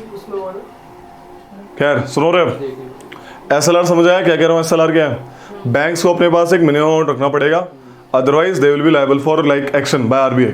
ओके, ये है, ये सब, ये दो सिस्टम। ये क्या है? कन्वेंशनल। एक सिस्टम है आपका बैंक रेट और discount rate. Bank rate discount rate समझ रहे? नॉर्मल एक बात समझो, एक सेलर है, suppose Sudhir is a seller and this Harivansh is a purchaser. ठीक है, सुधीर सेलर है, सामान बेचने वाला, इसने इसको सामान बेचा, किसको? परचेजर, 1000 रुपए का सामान बेचा। ठीक है, इसने क्या बोला कि देखो मैं आपको क्या दे रहा हूँ, एक नोट दे रहा हूँ, सिक्योरिटी नोट दे रहा हूँ, सिक्योरिटी नोट, 1000 रुपए लिखे थे उस पर, ये लो 1000 रुपए, मैं ये 1000 रुपए आपको आने वाले टाइम में दूंगा, अभी मेरे पास पैसे नहीं है। चलो ठीक, कोई दिक्कत नहीं है। तो सुधीर के पास क्या है? एक सिक्योरिटी नोट है। क्या है? सिक्योरिटी नोट, बिल्कुल, यस। ठीक है, यू में भी गवर्नमेंट, यू में भी anything, but I am just taking example. अब सेलर को क्या हुआ, जरूरत पड़ गई बीच में कि भाई मेरे पैसा चाहिए, कुछ काम आ गया, सुधीर का बोला कि एडमिशन, सुधीर के बच्चे एडमिशन का पंगा हो रहा था, तो सुधीर का पैसा चाहिए, परचेज तो बोला, उसमें डेट लिखी हुई कि इसी तारीख को दूंगा, उसके पास तो जा नहीं सकता। तो सुधीर गया बैंक के पास, बैंक में बोला कि मुझे पैसे चाहिए, ये देखो मेरे पास ये वैलिड नोट है सिक्योरिटी का, आप ये ले लो और मुझे डिस्काउंट दे दो, बेशक 1000 मत दो, 900 रुपये दे दो, 1000 मत दो, 900 रुपये दे दो, लेकिन मुझे दे दो। तो सुधीर ने क्या करा, डिस्काउंट रेट पे बैंक से रुपए ले लिए और सिक्योरिटी नोट किसका चला गया, बैंक के पास। अब बैंक क्या करता है, बैंक को भी सपोज रुपए जल्दी चाहिए, तो बैंक उस सिक्योरिटी नोट को रीडिस्काउंट करवाता है, किससे, आरबीआई से। आरबीआई से जो बैंक ने कितने रुपए दिए इसको, 900 लिखे उस पे कितने, 1000, तो आरबीआई से बोलेगा कि मुझे आप बेसिक 950 रुपए दे दो, लेकिन मुझे दे दो, तो बैंक का फायदा हो ना, थोड़ा सा 50 रुपए का फायदा तो है। तो इसे डिस्काउंट रेट, ये जो बैंक रेट, जो दिस बैंक रेट और डिस्काउंट रेट है, ये वो रेट है जो आरबीआई दे रहा है। आरबीआई बैंक रेट पे, इसे डिस्काउंट रेट गलत लिखा है एक तरीके से, रीडिस्काउंट रेट होना चाहिए एक तरीके से, समझ आ रही कहानी। तो बैंक रेट पे आरबीआई सिक्योरिटीज को अपने पास रख लेता है और रुपए दे देता है। अरे समझ में, अब ध्यान से देखो, अगर बैंक रेट बढ़ेगा, अगर बैंक रेट बढ़ेगा, पर यहाँ आरबीआई ने ज्यादा रुपए मांगे, ज्यादा मतलब ज्यादा रुपए घटा दिए, तो अल्टीमेटली दिक्कत क्या आएगी, पैसा कम जाएगा उसके पास, राइट। और अगर बैंक रेट कम होगा, अगर बैंक रेट कम होगा तो पैसा उसके पास ज्यादा जाएगा। आ रही है समझ में, डिमांड के हिसाब से। तो ऐसे भी पैसा कंट्रोल करता है आरबीआई। आ रही है समझ इतनी सी बारी, ये कहानी। Same is open market operation. जब भी सिक्योरिटीज वगैरह सेल करते हैं, सिक्योरिटीज क्या होती है, बैंक है, इसी से रिलेटेड है। ये normal commercial banks, this is RBI, ठीक है। इनके पास गवर्नमेंट सिक्योरिटीज है, गवर्नमेंट सिक्योरिटीज, और ये आरबीआई। आरबीआई क्या बोलेगा, देखो कि भाई सिक्योरिटीज तो वही पैसा नहीं है, सिक्योरिटीज। गवर्नमेंट ने बोला, जैसे मैंने बजट में बताया था, गवर्नमेंट लोन उठाती है, कैसे उठाती है, कॉन्सोलिडेटेड फंड ऑफ इंडिया के ऊपर क्या बोलती है, ये हम आपको सिक्योरिटी दे रहे हैं, आप हमें पैसा दे दीजिए। सिक्योरिटीज ना, समझो इस बात को मैं क्या कहना चाह रहा हूँ। जैसे if there is a government, एक गवर्नमेंट है, ये बैंक्स हैं, गवर्नमेंट को अपने बजट के लिए पैसा चाहिए, तो गवर्नमेंट ने क्या बोला, हम आपको कॉन्सोलिडेटेड फंड ऑफ इंडिया के ऊपर एक पर्चे पे लिख के देते हैं कि आने वाले टाइम में हम आपको रुपए दे देंगे, लेकिन अभी आप इस सिक्योरिटी, सपोज उन्होंने बोला हमें 1 लाख करोड़ रुपए चाहिए, समझ आ रही है, हमें 1 लाख करोड़ रुपए चाहिए, उन्होंने सिक्योरिटी इशू करी बैंक, गवर्नमेंट ने अपने कॉन्सोलिडेटेड फंड ऑफ इंडिया से, अरे समझे, थ्रू आरबीआई, कि इसका तो बैंक कौन है, आरबीआई के थ्रू, और बोला कि आप हमें रुपए दो और हम आपको उसके ऊपर इंटरेस्ट दे देंगे। ऑब्वियसली बात है, तभी तो देगा बैंक, नहीं तो वरना कैसे देगा, उसको फायदा नहीं होगा। तो बैंक ने 1 लाख करोड़ रुपए दिए और इस बीच उसको इंटरेस्ट मिलता रहा, समझा रही है। तो सिक्योरिटी, ये जो लिखा हुआ पार्ट किसके पास चला गया, यहाँ पे आ गया, बैंक के पास है ना, आ रही होती समझ में। तो बैंक से पास पैसा गया है, इन्होंने गवर्नमेंट को दे दिया। अब आरबीआई अगर पैसा बढ़ाना चाहेगा, मार्केट में पैसा लाना चाहेगा, तो क्या करेगा, सिक्योरिटी खरीद लेगा, पैसा लौटा देगा, है ना। और पैसा अगर मार्केट में कम करना चाहेगा, तो सिक्योरिटी देता जाएगा, देता जाएगा, देता जाएगा, बहुत सारे पर्चे दे देगा, पैसा सारा ले लेगा बैंक से। आ रही है समझ में, इसे ओपन मार्केट ऑपरेशन कहते हैं। जब सिक्योरिटीज यानी पर्चा आरबीआई बैंक से ले लेगा, तो यानी पैसे दे देगा, और पैसे ले देगा तो सिक्योरिटी ले लेगा। तो ये कहानी। हाँ बोलो। अब अगर बैंक ने मना कर दे कि भाई हमारे पास पैसे नहीं कर सकता, कर ही नहीं सकता, कर ही नहीं सकता, नो, क्लियर फाउंडेशन, एक्शन नहीं देगा कुछ। ठीक है, अगली बार मान जाएगा आरबीआई से। It's a legal system, act है भाई, banking regulation act, RBI bank को रेगुलेट करता है इस चीजों में। RBI is soul authority. देखा नहीं था कैसे हिला दिया था एसबीआई को रातों रात उसी में, रिमेंबर। तो दीज आर सम ऑपरेशन। अब नया सिस्टम आया आफ्टर 1991, लिखवा दूंगा ये सारा पार्ट लिखवाऊंगा। जैसे पैसा लिमिटेड है तभी ऐसा हो पा रहा है, यस यस यस, अगर लिमिटेड नहीं होता तो ये आरबीआई छापने के अथॉरिटी आरबीआई के पास है ना, और कोई नहीं छाप सकता। तभी वो मतलब कंट्रोल करता है। Yes yes yes. लिखते हैं भैया। नॉन कन्वेंशनल मेजर्स क्या होते हैं, देखो अभी नए वाले मेजर्स हैं, क्या लिखा है बताओ नाम पढ़ के। पहला क्या है, adjustment facility, repo rate and reverse repo rate, मुझे पता रेपो रेट क्या होता है, जब जो आरबीआई होती है रेपो रेट क्या होता है, कमर्शियल बैंक से जब आरबीआई लोन देती है बैंक्स को, जिस रेट पे देती है वो रेपो रेट है। अगर रेट ज़्यादा लगाएगी तो बैंक्स कम लोन लेंगे, कि भाई ज़्यादा रेट मांग रहे हैं, तो बोला कि ठीक है 100 रुपये दे दो, 100 रुपये लोन चाहिए, हमें इंटरेस्ट कितना चाहिए, 50 रुपये का, 50% इंटरेस्ट पे देंगे हम लोन। क्यों लेगा कोई, रेपो रेट कम होगा। अब देखो इससे उसका इम्प्लीकेशन देखना, रेपो रेट ज़्यादा है, बैंक ने कम लोन लिया है ना, यानी बैंक के पास पैसा कम है, बैंक के पास पैसा कम है, तो वो लैंड भी बाकी जनता को क्या करेंगे, कम करेंगे, यानी मार्केट में पैसा जाएगा ही नहीं, कम जाएगा, है ना। अब यानी इससे क्या होगा, आपका महंगाई बढ़ेगी नहीं, क्योंकि लोगों के पास पैसा ही नहीं इन्वेस्ट करने के लिए। अगला पार्ट आता है, रेपो रेट अगर कम है, यानी बैंक्स को सस्ते में पैसा मिल गया आरबीआई से, तो वो भी लैंडिंग रेट क्या करेंगे, कम लगाएंगे, तो लोग उनसे लोन लेंगे, लोगों के पास पैसा आएगा, तो अल्टीमेटली मार्केट में पैसा फैलेगा और इससे इन्फ्लेशन बढ़ जाएगी। ओके, तो काइंड ऑफ दैट थिंग, ये इम्प्लीकेशन होते हैं। रिवर्स रेपो रेट क्या है? रिवर्स रेपो रेट जब आरबीआई लोन लेता है बैंक से, उल्टा रिवर्स रेपो रेट, और रिवर्स रेपो रेट हमेशा सस्ता होता है। फनी बात है ये, तो जो रेपो रेट है ना, रेपो रेट, ये रेपो रेट हमेशा बीच का काम करता है। रेपो रेट, इसके नीचे आता है reverse repo rate. Reverse repo rate सस्ते में लेगा तभी तो उठाएगा। आरबीआई देखा पैसा ज्यादा हो रहा है तो फटाक से उठा लो, ठीक है, रेट लगाएगा, उठा लेगा। उसके ऊपर होता है MCLR, marginal cost of funding rate. Next ना, this sorry marginal standing facility, sorry marginal standing facility. ये क्या है? बैंक्स को अर्जेंट जरूरत थी रातों रात, अब रातों रात पैसा कहां से है? एक ही बंदा दे सकता है, आरबीआई।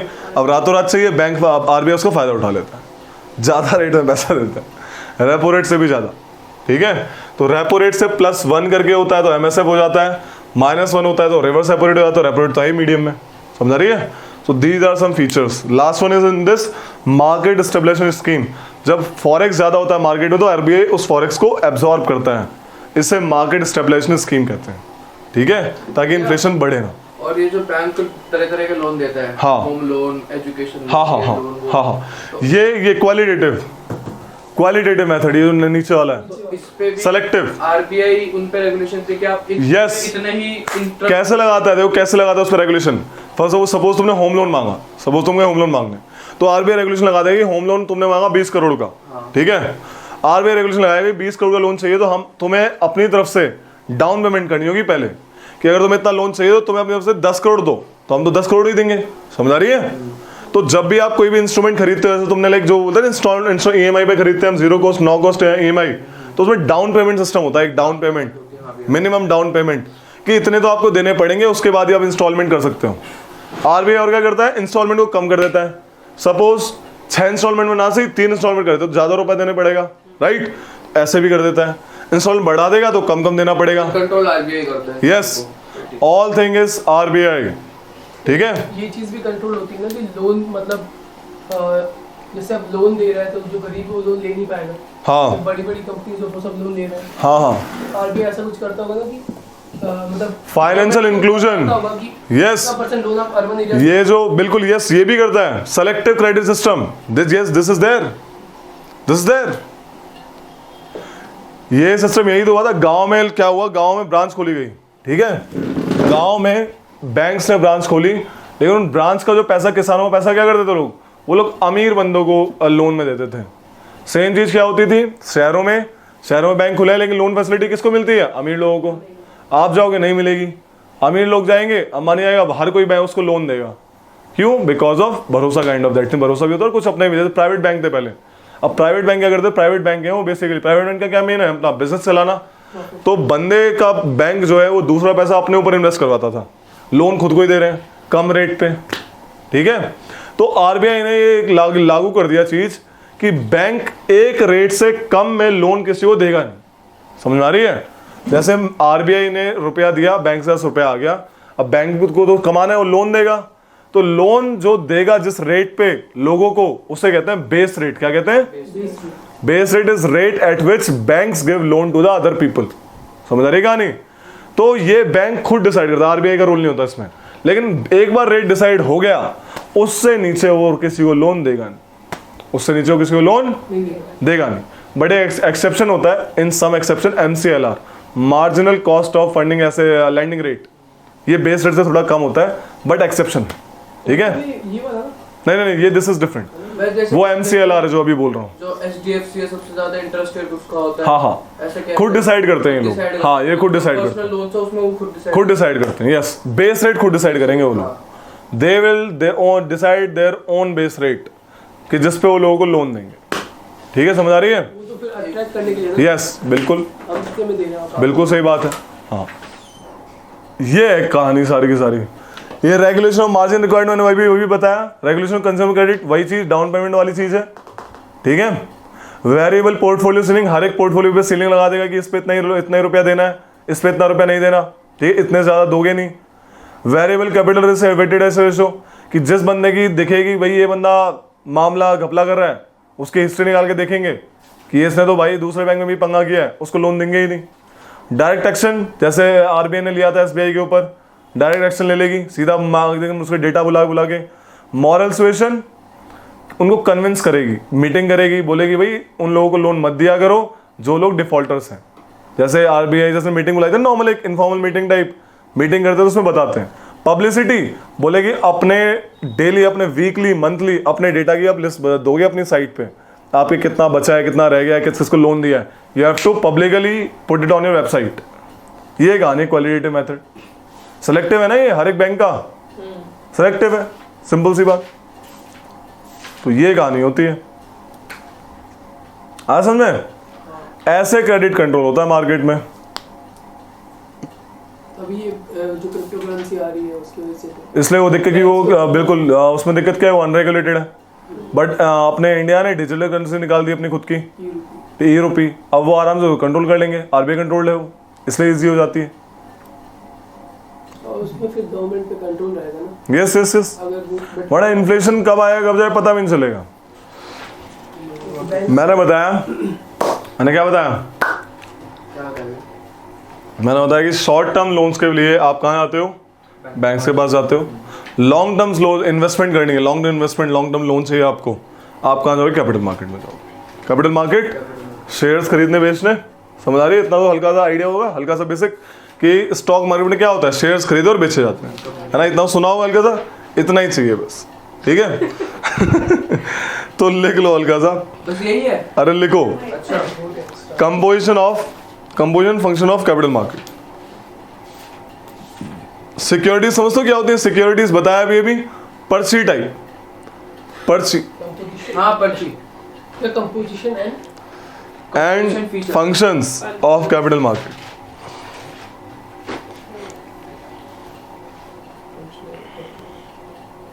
देखो, सिक्योरिटी मार्केट हेडिंग डालो, सिक्योरिटी मार्केट हेडिंग डाली, हेडिंग हाँ भैया। पक्का? इसमें लिखो सिक्योरिटीज क्या होती है, लिखो securities markets deals with, security market deals with shares and debt instruments. Debt DBT D EBT, अबे डेट से वो ना, डेट इंस्ट्रूमेंट। हाँ हाँ, पिटाई हो जाएगी। Share and debt instruments. हाँ, both shares and debt instruments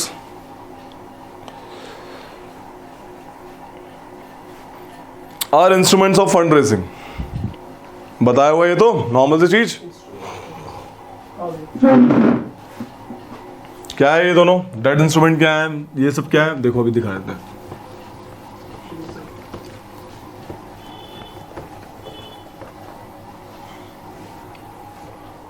Look at this।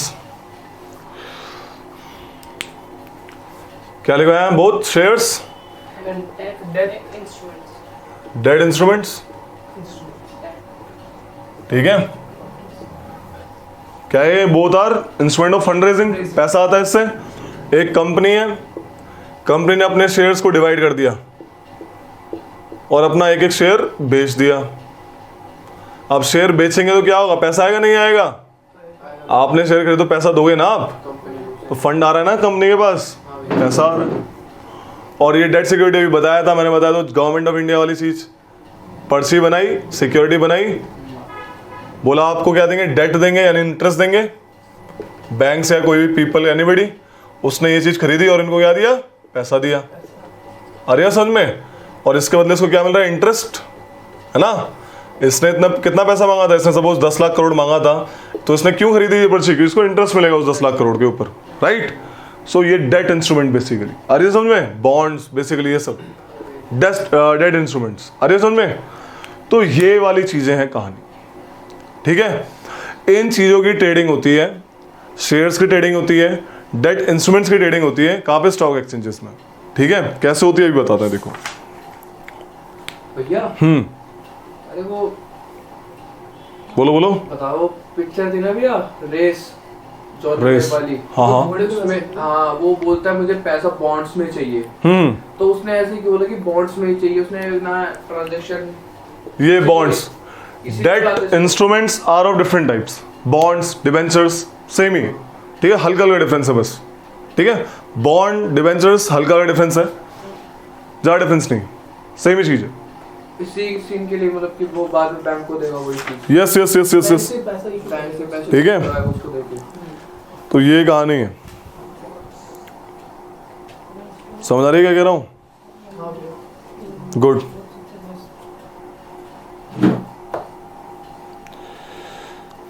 नीचे वाले में बैठा होता है। जो बॉन्ड्स और डिबेंचर्स हैं, देखो बॉन्ड्स है ना, बॉन्ड्स इज बेसिकली दिस जो मैंने अभी बताया, ठीक है। मान लो ये गवर्नमेंट ना होके ये कोई कंपनी होती, ये कोई कंपनी होती, है ना, हाँ भैया, इसने यही जो काम किया कि हम तुम आपको ये सिक्योरिटी दे रहे हैं, बॉन्ड्स दे रहे हैं, है ना, आप हमें पैसा दीजिए, उन्होंने दे दिया। एक सपोज कोई इंसान है बहुत अमीर, उसने पैसा दे दिया, मान लो खुदा ना खास्ता कंपनी डूब गई, इसका तो पैसा गया, है ना, गया नहीं गया, गया तो नहीं, गया ना एक तरीके से। हाँ तो बॉन्ड्स थोड़ी सी अनसिक्योर होती हैं, बॉन्ड्स की जगह आता है डिबेंचर्स, डिबेंचर में सिक्योरिटी होती है, कंपनी डूबेगी भी तो बोला कंपनी की मैं ये मशीन ले जाऊंगा, लेथ मशीन जो भी है, ठीक है, डिबेंचर्स में थोड़ा सा सिक्योरिटी रखते हैं वो लोग, ये वाली चीज़ है दोनों ही इंस्ट्रूमेंट ऑफ फंड रेसिंग। समझ आ रही कहानी क्या है? हूँ तो बोल रही हो, देख रही हो क्या कहना क्या चाह रहा हूँ, तरीके से वो हो गया जैसे ठीक है। बॉन्ड्स और डिबेंचर्स इतना डिफरेंस है बस, पीला होता है। Debentures are more secure, bonds are less secure. अब आती है कहानी, बताते हैं होता क्या, सीन क्या, शेयर्स कैसे आते हैं, क्या सिस्टम क्या है। Look at this diagram, look at this figure 6.2, figure 6.2 have a look. हमारे में तो 8 से अच्छा हाँ वही सेकंड वाली फिगर देखो, इस डायग्राम इसकी, ये तो फर्स्ट फिगर है, Issue इशूज है, इशूज वाला ये दिख रही है, इशूज वाली फिगर देखो, उसमें क्या लिखा हुआ है इशूज में, Public issue, other issue, IPO है, public issue and other issue, बताते हैं क्या होता है, देखो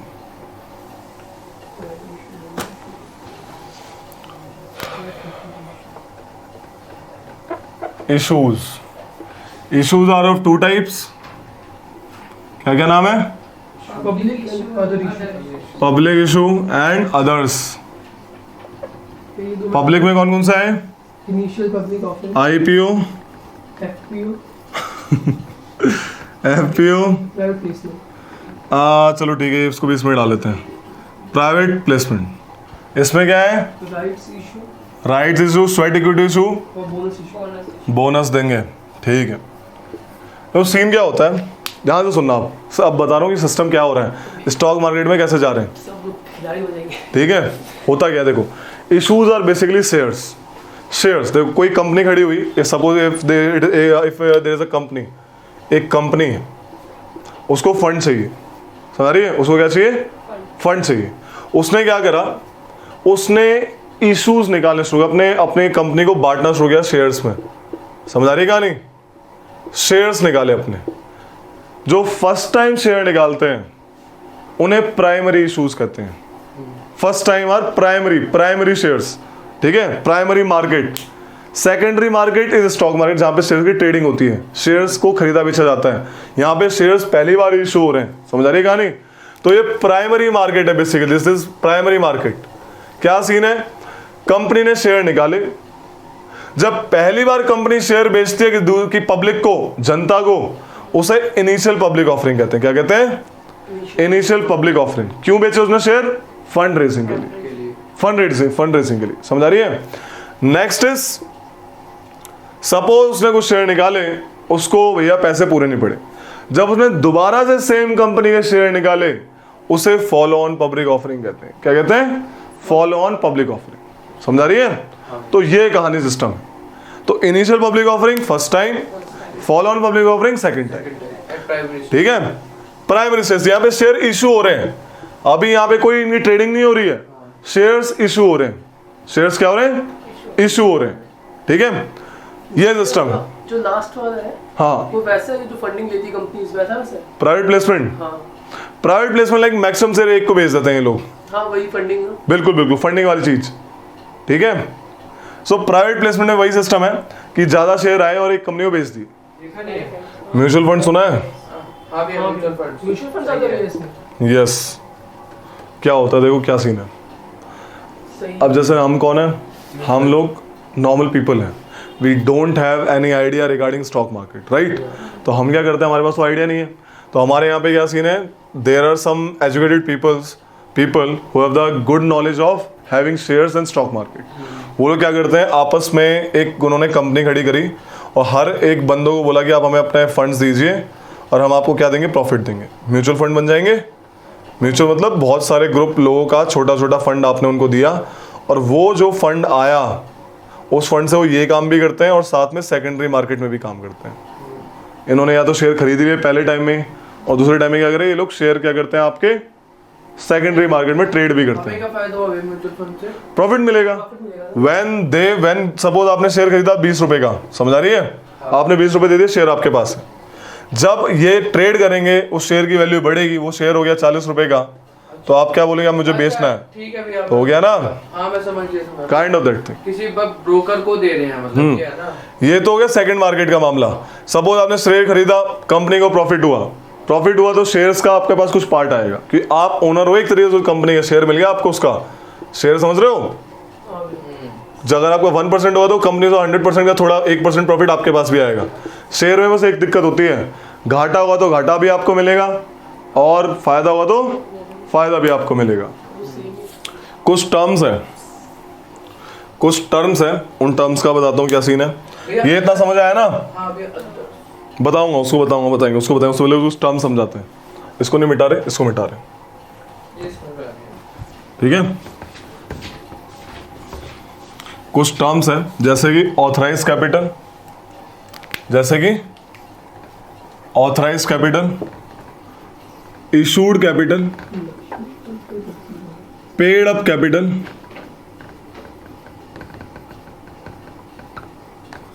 ठीक है। Authorise capital, issued capital, subscribe capital,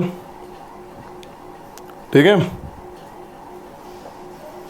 called up capital, paid up capital, ये पेड बाद में लिए, subscribe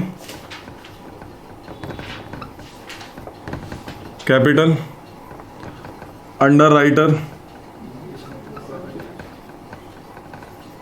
called up capital,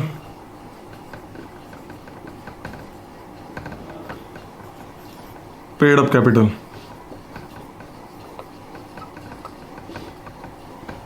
reserved capital. दिख रहे हैं टर्म्स बुक में, है ना। ये इंपॉर्टेंट टर्म्स आते हैं एग्जाम में कभी कभी, ओके। तो क्या होता है, सपोज कोई कंपनी, मैंने अभी भी बताया, if there is a new company, look at that, इधर देख लो, घर में जाके पढ़ लेना उसको। कोई कंपनी है, अब उसने क्या करा, शेयर निकाले अपने पहली बार, समझ आ रही है।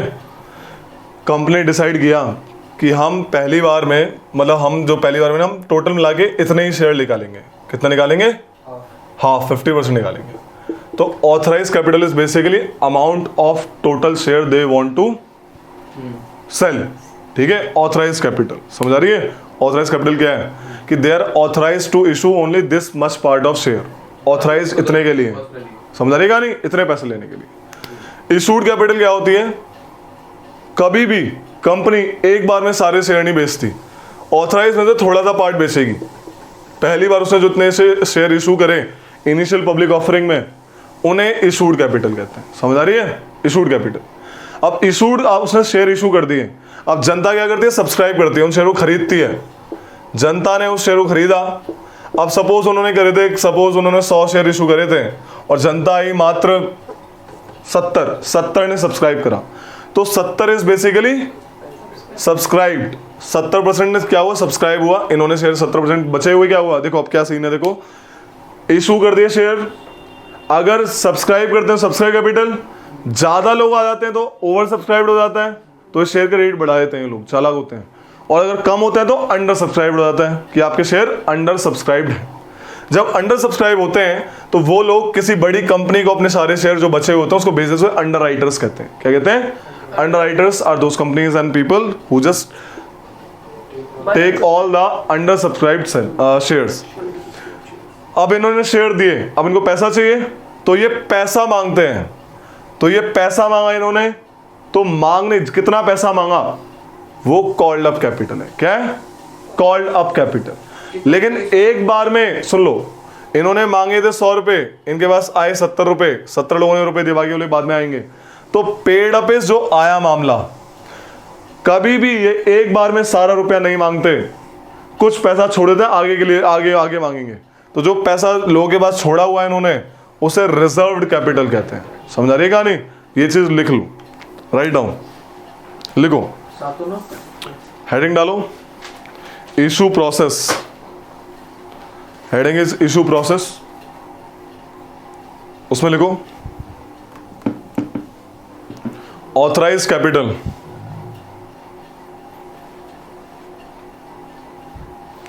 लिखो authorise, it is the maximum amount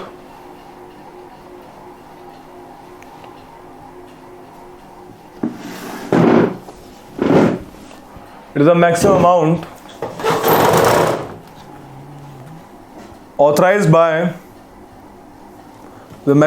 authorized by memorandum of association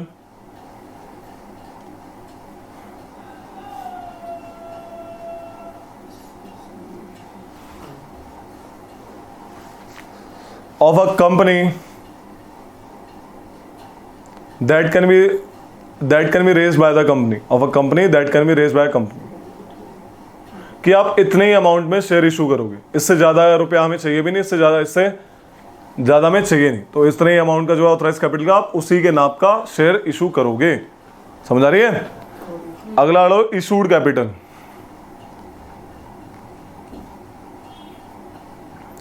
the actual amount issued by the issuer is issued capital. The actual amount issued by the issuer is called the issued capital. Next is subscribed capital. Next is subscribed capital.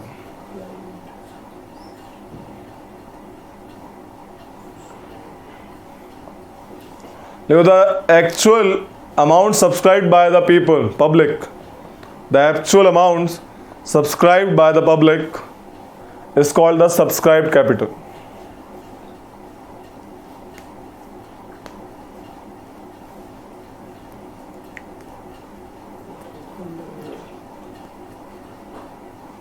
ठीक है?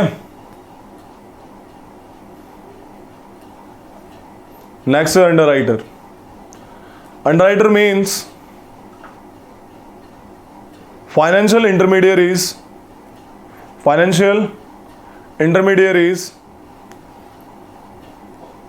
who agreed to purchase the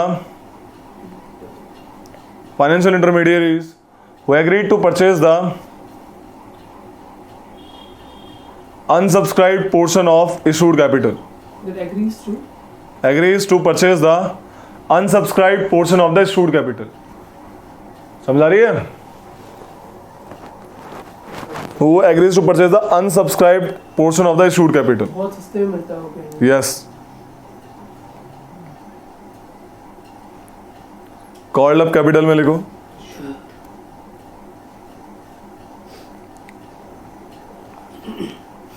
the portion of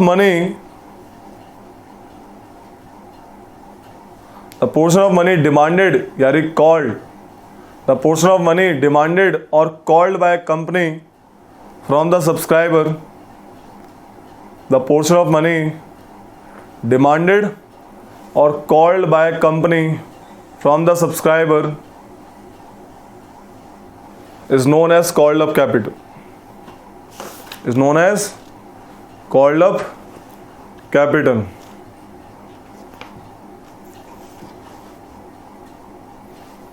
but जो actual amount paid होता है उसे paid up capital कहते हैं। The amount actually paid by the subscriber, paid up capital की heading डालो, capital. The amount actually paid by the subscriber,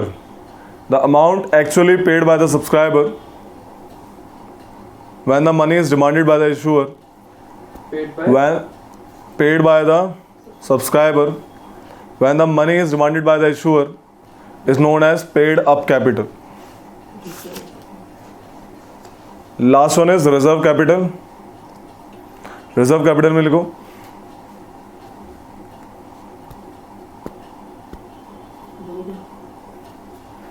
the small portion of money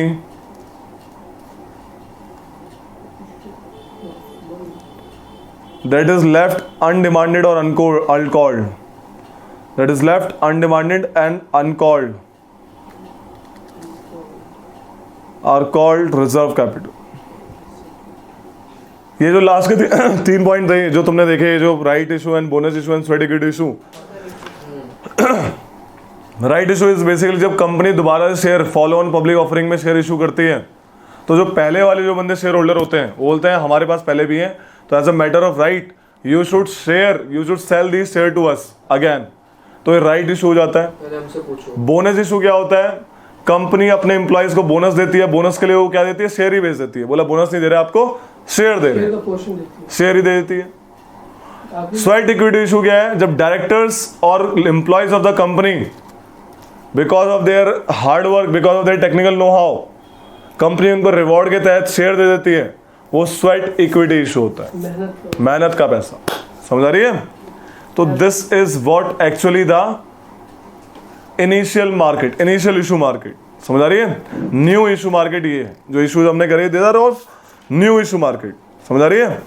अब old issue market is stock exchange. अब देखो share आ गए, अब share खरीदे और बेचे जाएंगे. मतलब ये तो शेयर एक बंदे के पास आ गए, अब उनकी ट्रेडिंग होगी, शेयर के बोली लगेंगी, उसके ऑक्शन होगा, राइट. तो बोली वगैरह का काम होता है स्टॉक मार्केट में. शेयर का बनने के बाद शेयर आता है स्टॉक मार्केट में, उसके शेयर्स की फिर वैल्यू लगती है. समझ आ रही है कहानी? वहां पे वैल्यू लगाई जाती है स्टॉक मार्केट में.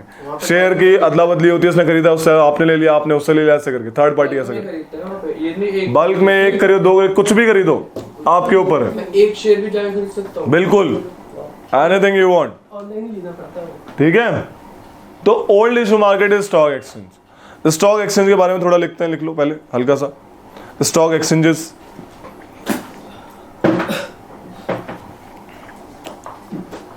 इंडिया में दो फेमस स्टॉक एक्सचेंज है, एक तो बॉम्बे स्टॉक एक्सचेंज और एक नेशनल स्टॉक एक्सचेंज. ठीक है. तो बॉम्बे स्टॉक एक्सचेंज हेडिंग डालो.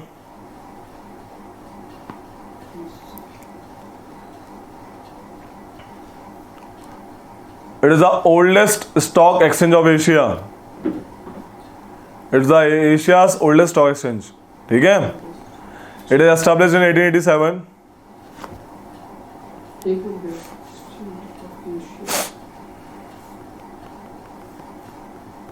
Established in 1887, 1887, कांग्रेस बनने के 2 साल बाद. क्या बोला मैंने अभी?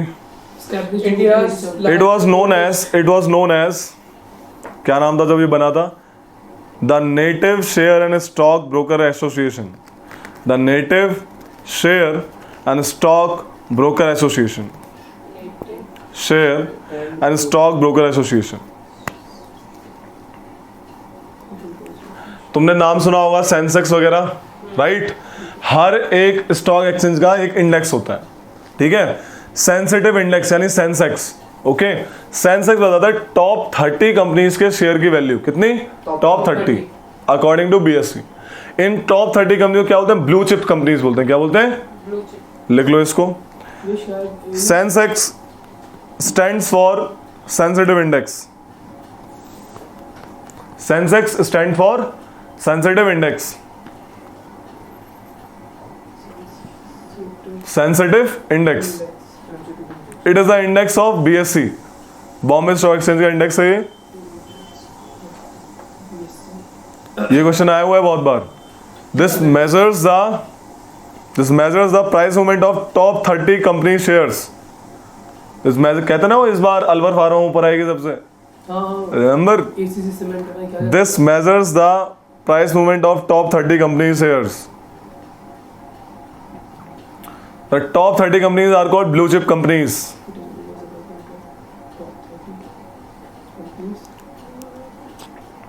Blue chip companies.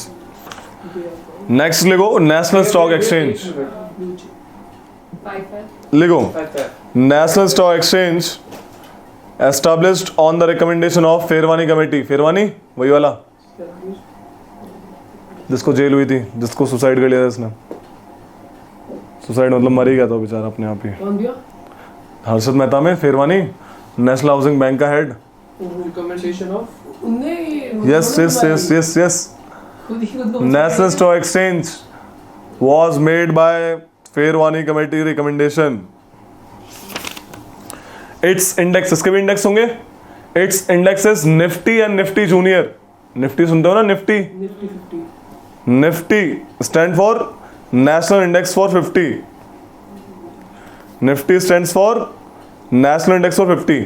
टॉप 50 के लिए निफ्टी, अगली टॉप 50 के लिए निफ्टी जूनियर। समझ आ गई? For Nifty stands for national index for 50, 50 national top 50 companies, top 50 और next top 50 companies Nifty junior. समझ आ गई भाई? आगे नहीं आगे? हाँ भाई, हाँ भैया। Very good. For next 1 minute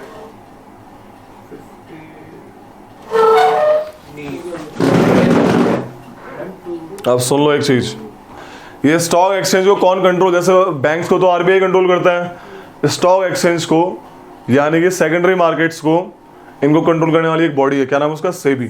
लिखो, security exchange board of India controls the capital market of India.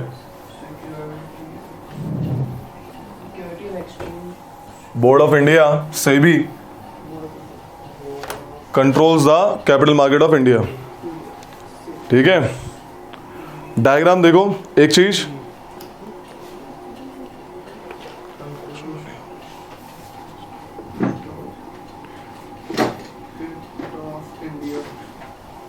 ठीक है भैया।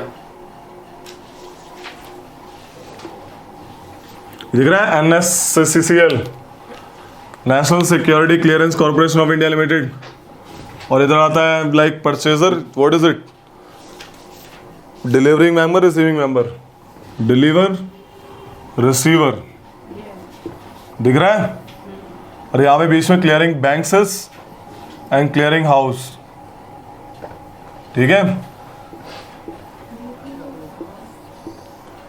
ध्यान से देखो क्या होता है। देखो, एक सेंट्रल डिपॉजिटरीज होती हैं, दिख रही है सेंट्रल डिपॉजिटरीज, साइड में लिखा होगा सेंट्रल डिपॉजिटरीज। नहीं दिया। क्लियरिंग हाउसेज और डिपॉजिटरी लिखा है उसमें, डिपॉजिटरीज डिपॉजिटरी लिखा है उसमें, हाँ ये ऊपर भी ऊपर भी लिखा है और उसमें साइड में भी लिखा हुआ डिपॉजिटरीज। हाँ लिखा हुआ ये वाला है। डिपॉजिटरीज क्या करती हैं? आपने कोई सिक्योरिटी या शेयर खरीदा, सुन रहे हो इधर देखो ध्यान से, आपने सिक्योरिटी, आप उसको लेके तो घूमोगे नहीं, राइट? आप अब वो फट गया, गिर गया, फिर तो बोले पंगा हो गया। शेयर, कंपनी का शेयर लेके घूमोगे थोड़ी। आपने उस शेयर को क्या करा, डिपॉजिटरी में जाके उसको डीमेटलाइज फॉर्म में यानी कि उसको इलेक्ट्रॉनिक फॉर्म में कन्वर्ट करवा दिया।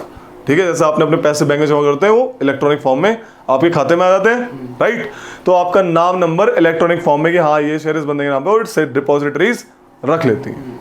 अब कभी किसी को शेयर खरीदने का है तो डिपॉजिटरीज में इलेक्ट्रॉनिक फॉर्म में वो लोग अपनी सिक्योरिटी ले लेते हैं। ठीक है, अब सपोज मान लो कि इनकी ट्रेडिंग हुई, स्टॉक एक्सचेंज ने बोला कि हम खरीद रहे हैं, हम बेच रहे हैं। ये बंदा है बेचने वाला, डिलीवरिंग मेंबर, ये बंदा है रिसीवर, खरीदने वाला, सिक्योरिटी। अब पैसे का लेन देन सेंट्रल, ये बैंक्स होते हैं कुछ बीच में, बैंक्स, क्लियरिंग हाउसेज और क्लियरिंग बैंक्स, ये अपना क्या करता है, अपनी सिक्योरिटी इसको दे देता है। सेम चीज ये अपनी क्या करता है, सिक्योरिटी किसको देता है, अपने रुपए किसको देता है, क्लियरिंग बैंक्स को दे देता है। बैंक्स और ये जो बंदे आते हैं NSCCL के पास आते हैं, पैसा इसके पास आता है और पैसा इधर और सिक्योरिटी इधर। तो basically this national security like clearance exchange of India limited, ये क्लियरिंग हाउस जो है ये सब, ये हैंडल करता है मामला सिक्योरिटी एक्सचेंज का। दिख रहा है ना साफ साफ उसमें क्या हो रहा है।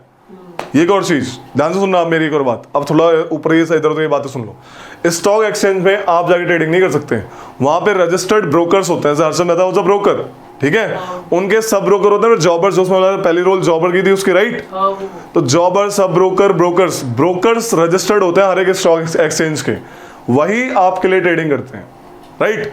आप अपने ट्रेड्स, अपनी सिक्योरिटी ब्रोकर्स को बेचते हो, ब्रोकर्स फिर ऊपर नीचे मामला करता है। You have to reach approach broker either in purchasing or selling the security. आ रही है समझ में?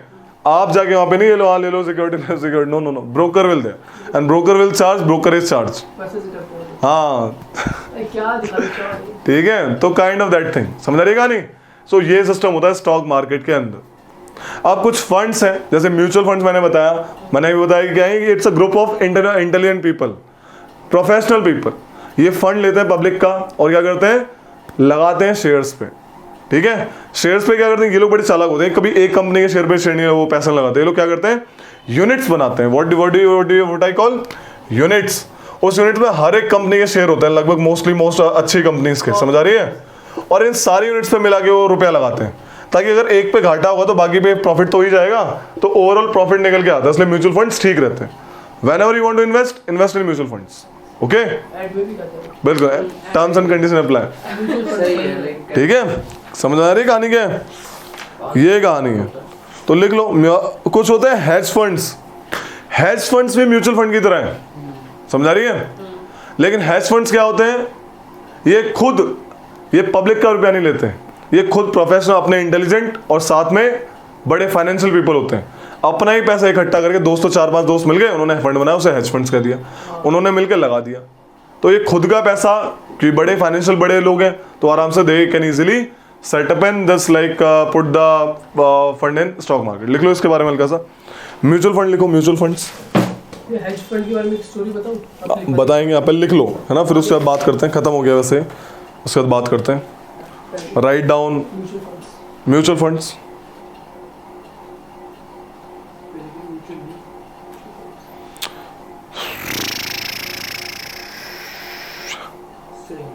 Mutual funds help investors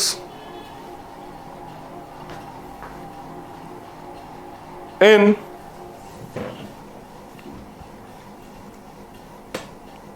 gaining the profit from the share market. They pool the funds from the people, they collect and pool the funds from the people. They collect and pool the funds from people and invest in the group of shares called unit. They pool and collect the funds from people and invest in group of shares called unit so that risk can be distributed. Yes, समझना है ना, risk can be distributed. समझ आ रही है। अगला लिखो hedge funds. और यूनिट्स के बाद क्या है? So that the risk can be reduced. So that the risk can be distributed or reduced. बिल्कुल एक ही बात। Next is hedge funds. Hedge funds, they are similar to mutual funds,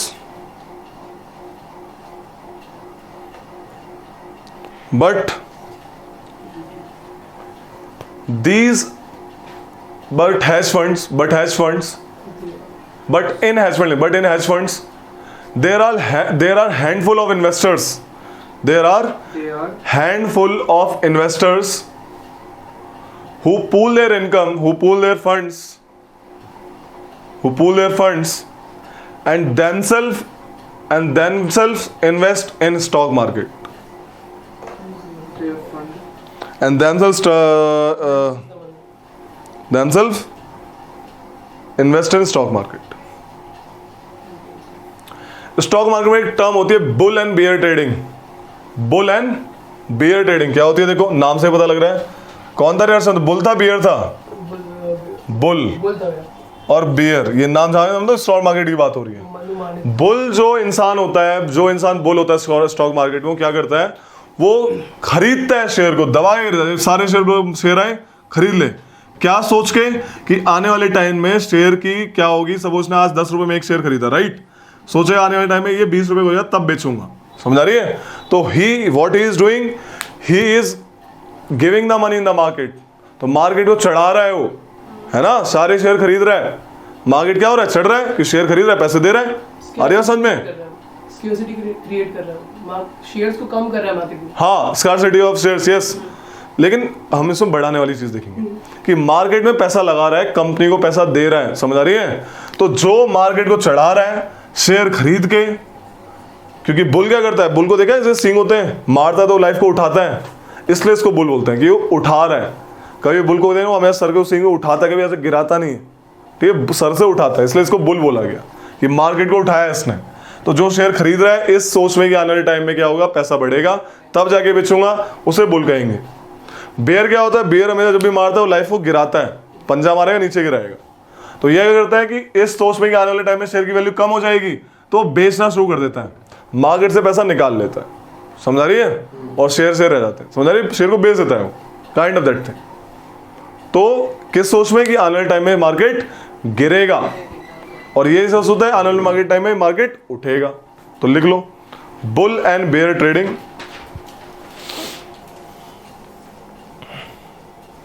वाकई झुंझुना था। यस, वो बुल था, मोटू मोटू। In bull trading,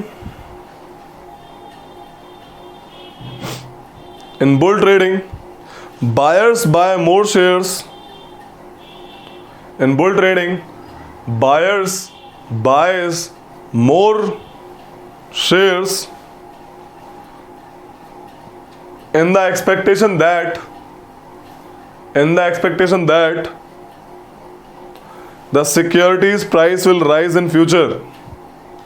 In the expectation that the securities price will rise in future,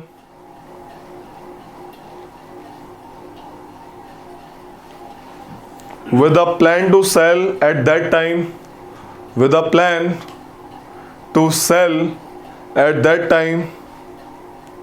and earn profit. समझ रही कहानी क्या कह रहा हूं?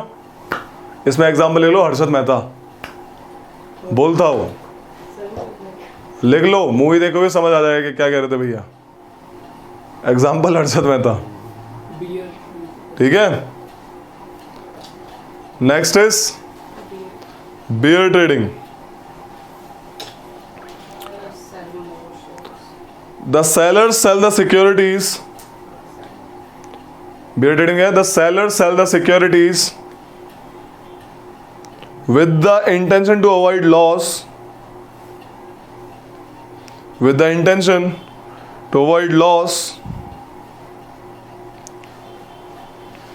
in the expectation that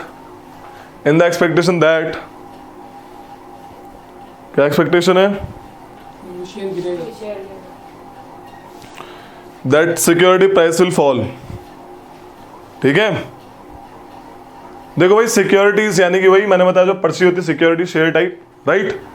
securities दो टाइप की होती है, प्राइवेट और एक गवर्नमेंट, है ना। गवर्नमेंट सिक्योरिटी इंपॉर्टेंट है, मतलब कि ज़्यादा प्रॉफिटेबल है, ज़्यादा वर्थ इट है, गवर्नमेंट कभी डूबेगी नहीं, कंपनी डूब भी जाएगी। तो गवर्नमेंट सिक्योरिटी मोर सिक्योर होती है, उस गवर्नमेंट सिक्योरिटी को गिल्ट एज सिक्योरिटी भी कहते हैं। क्यों? पुराने ज़माने में क्या होता था, गवर्नमेंट सिक्योरिटी जो होती थी बेसिकली उसे किनारे किनारे ना गोल्ड की बाउंड्री होती थी, देखिए पुराने पन्ने, गोल्ड की बाउंड्री मिलेगी। तो gilt edge, government security market क्या होता है, गिल्ट एज मार्केट। लिख लो, government security market is known as gilt edge market.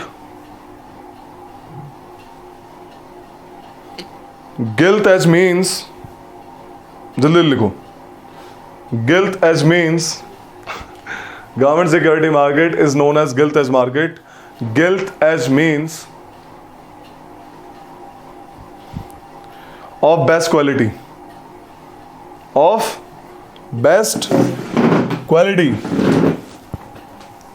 ठीक है। The government securities are more reliable,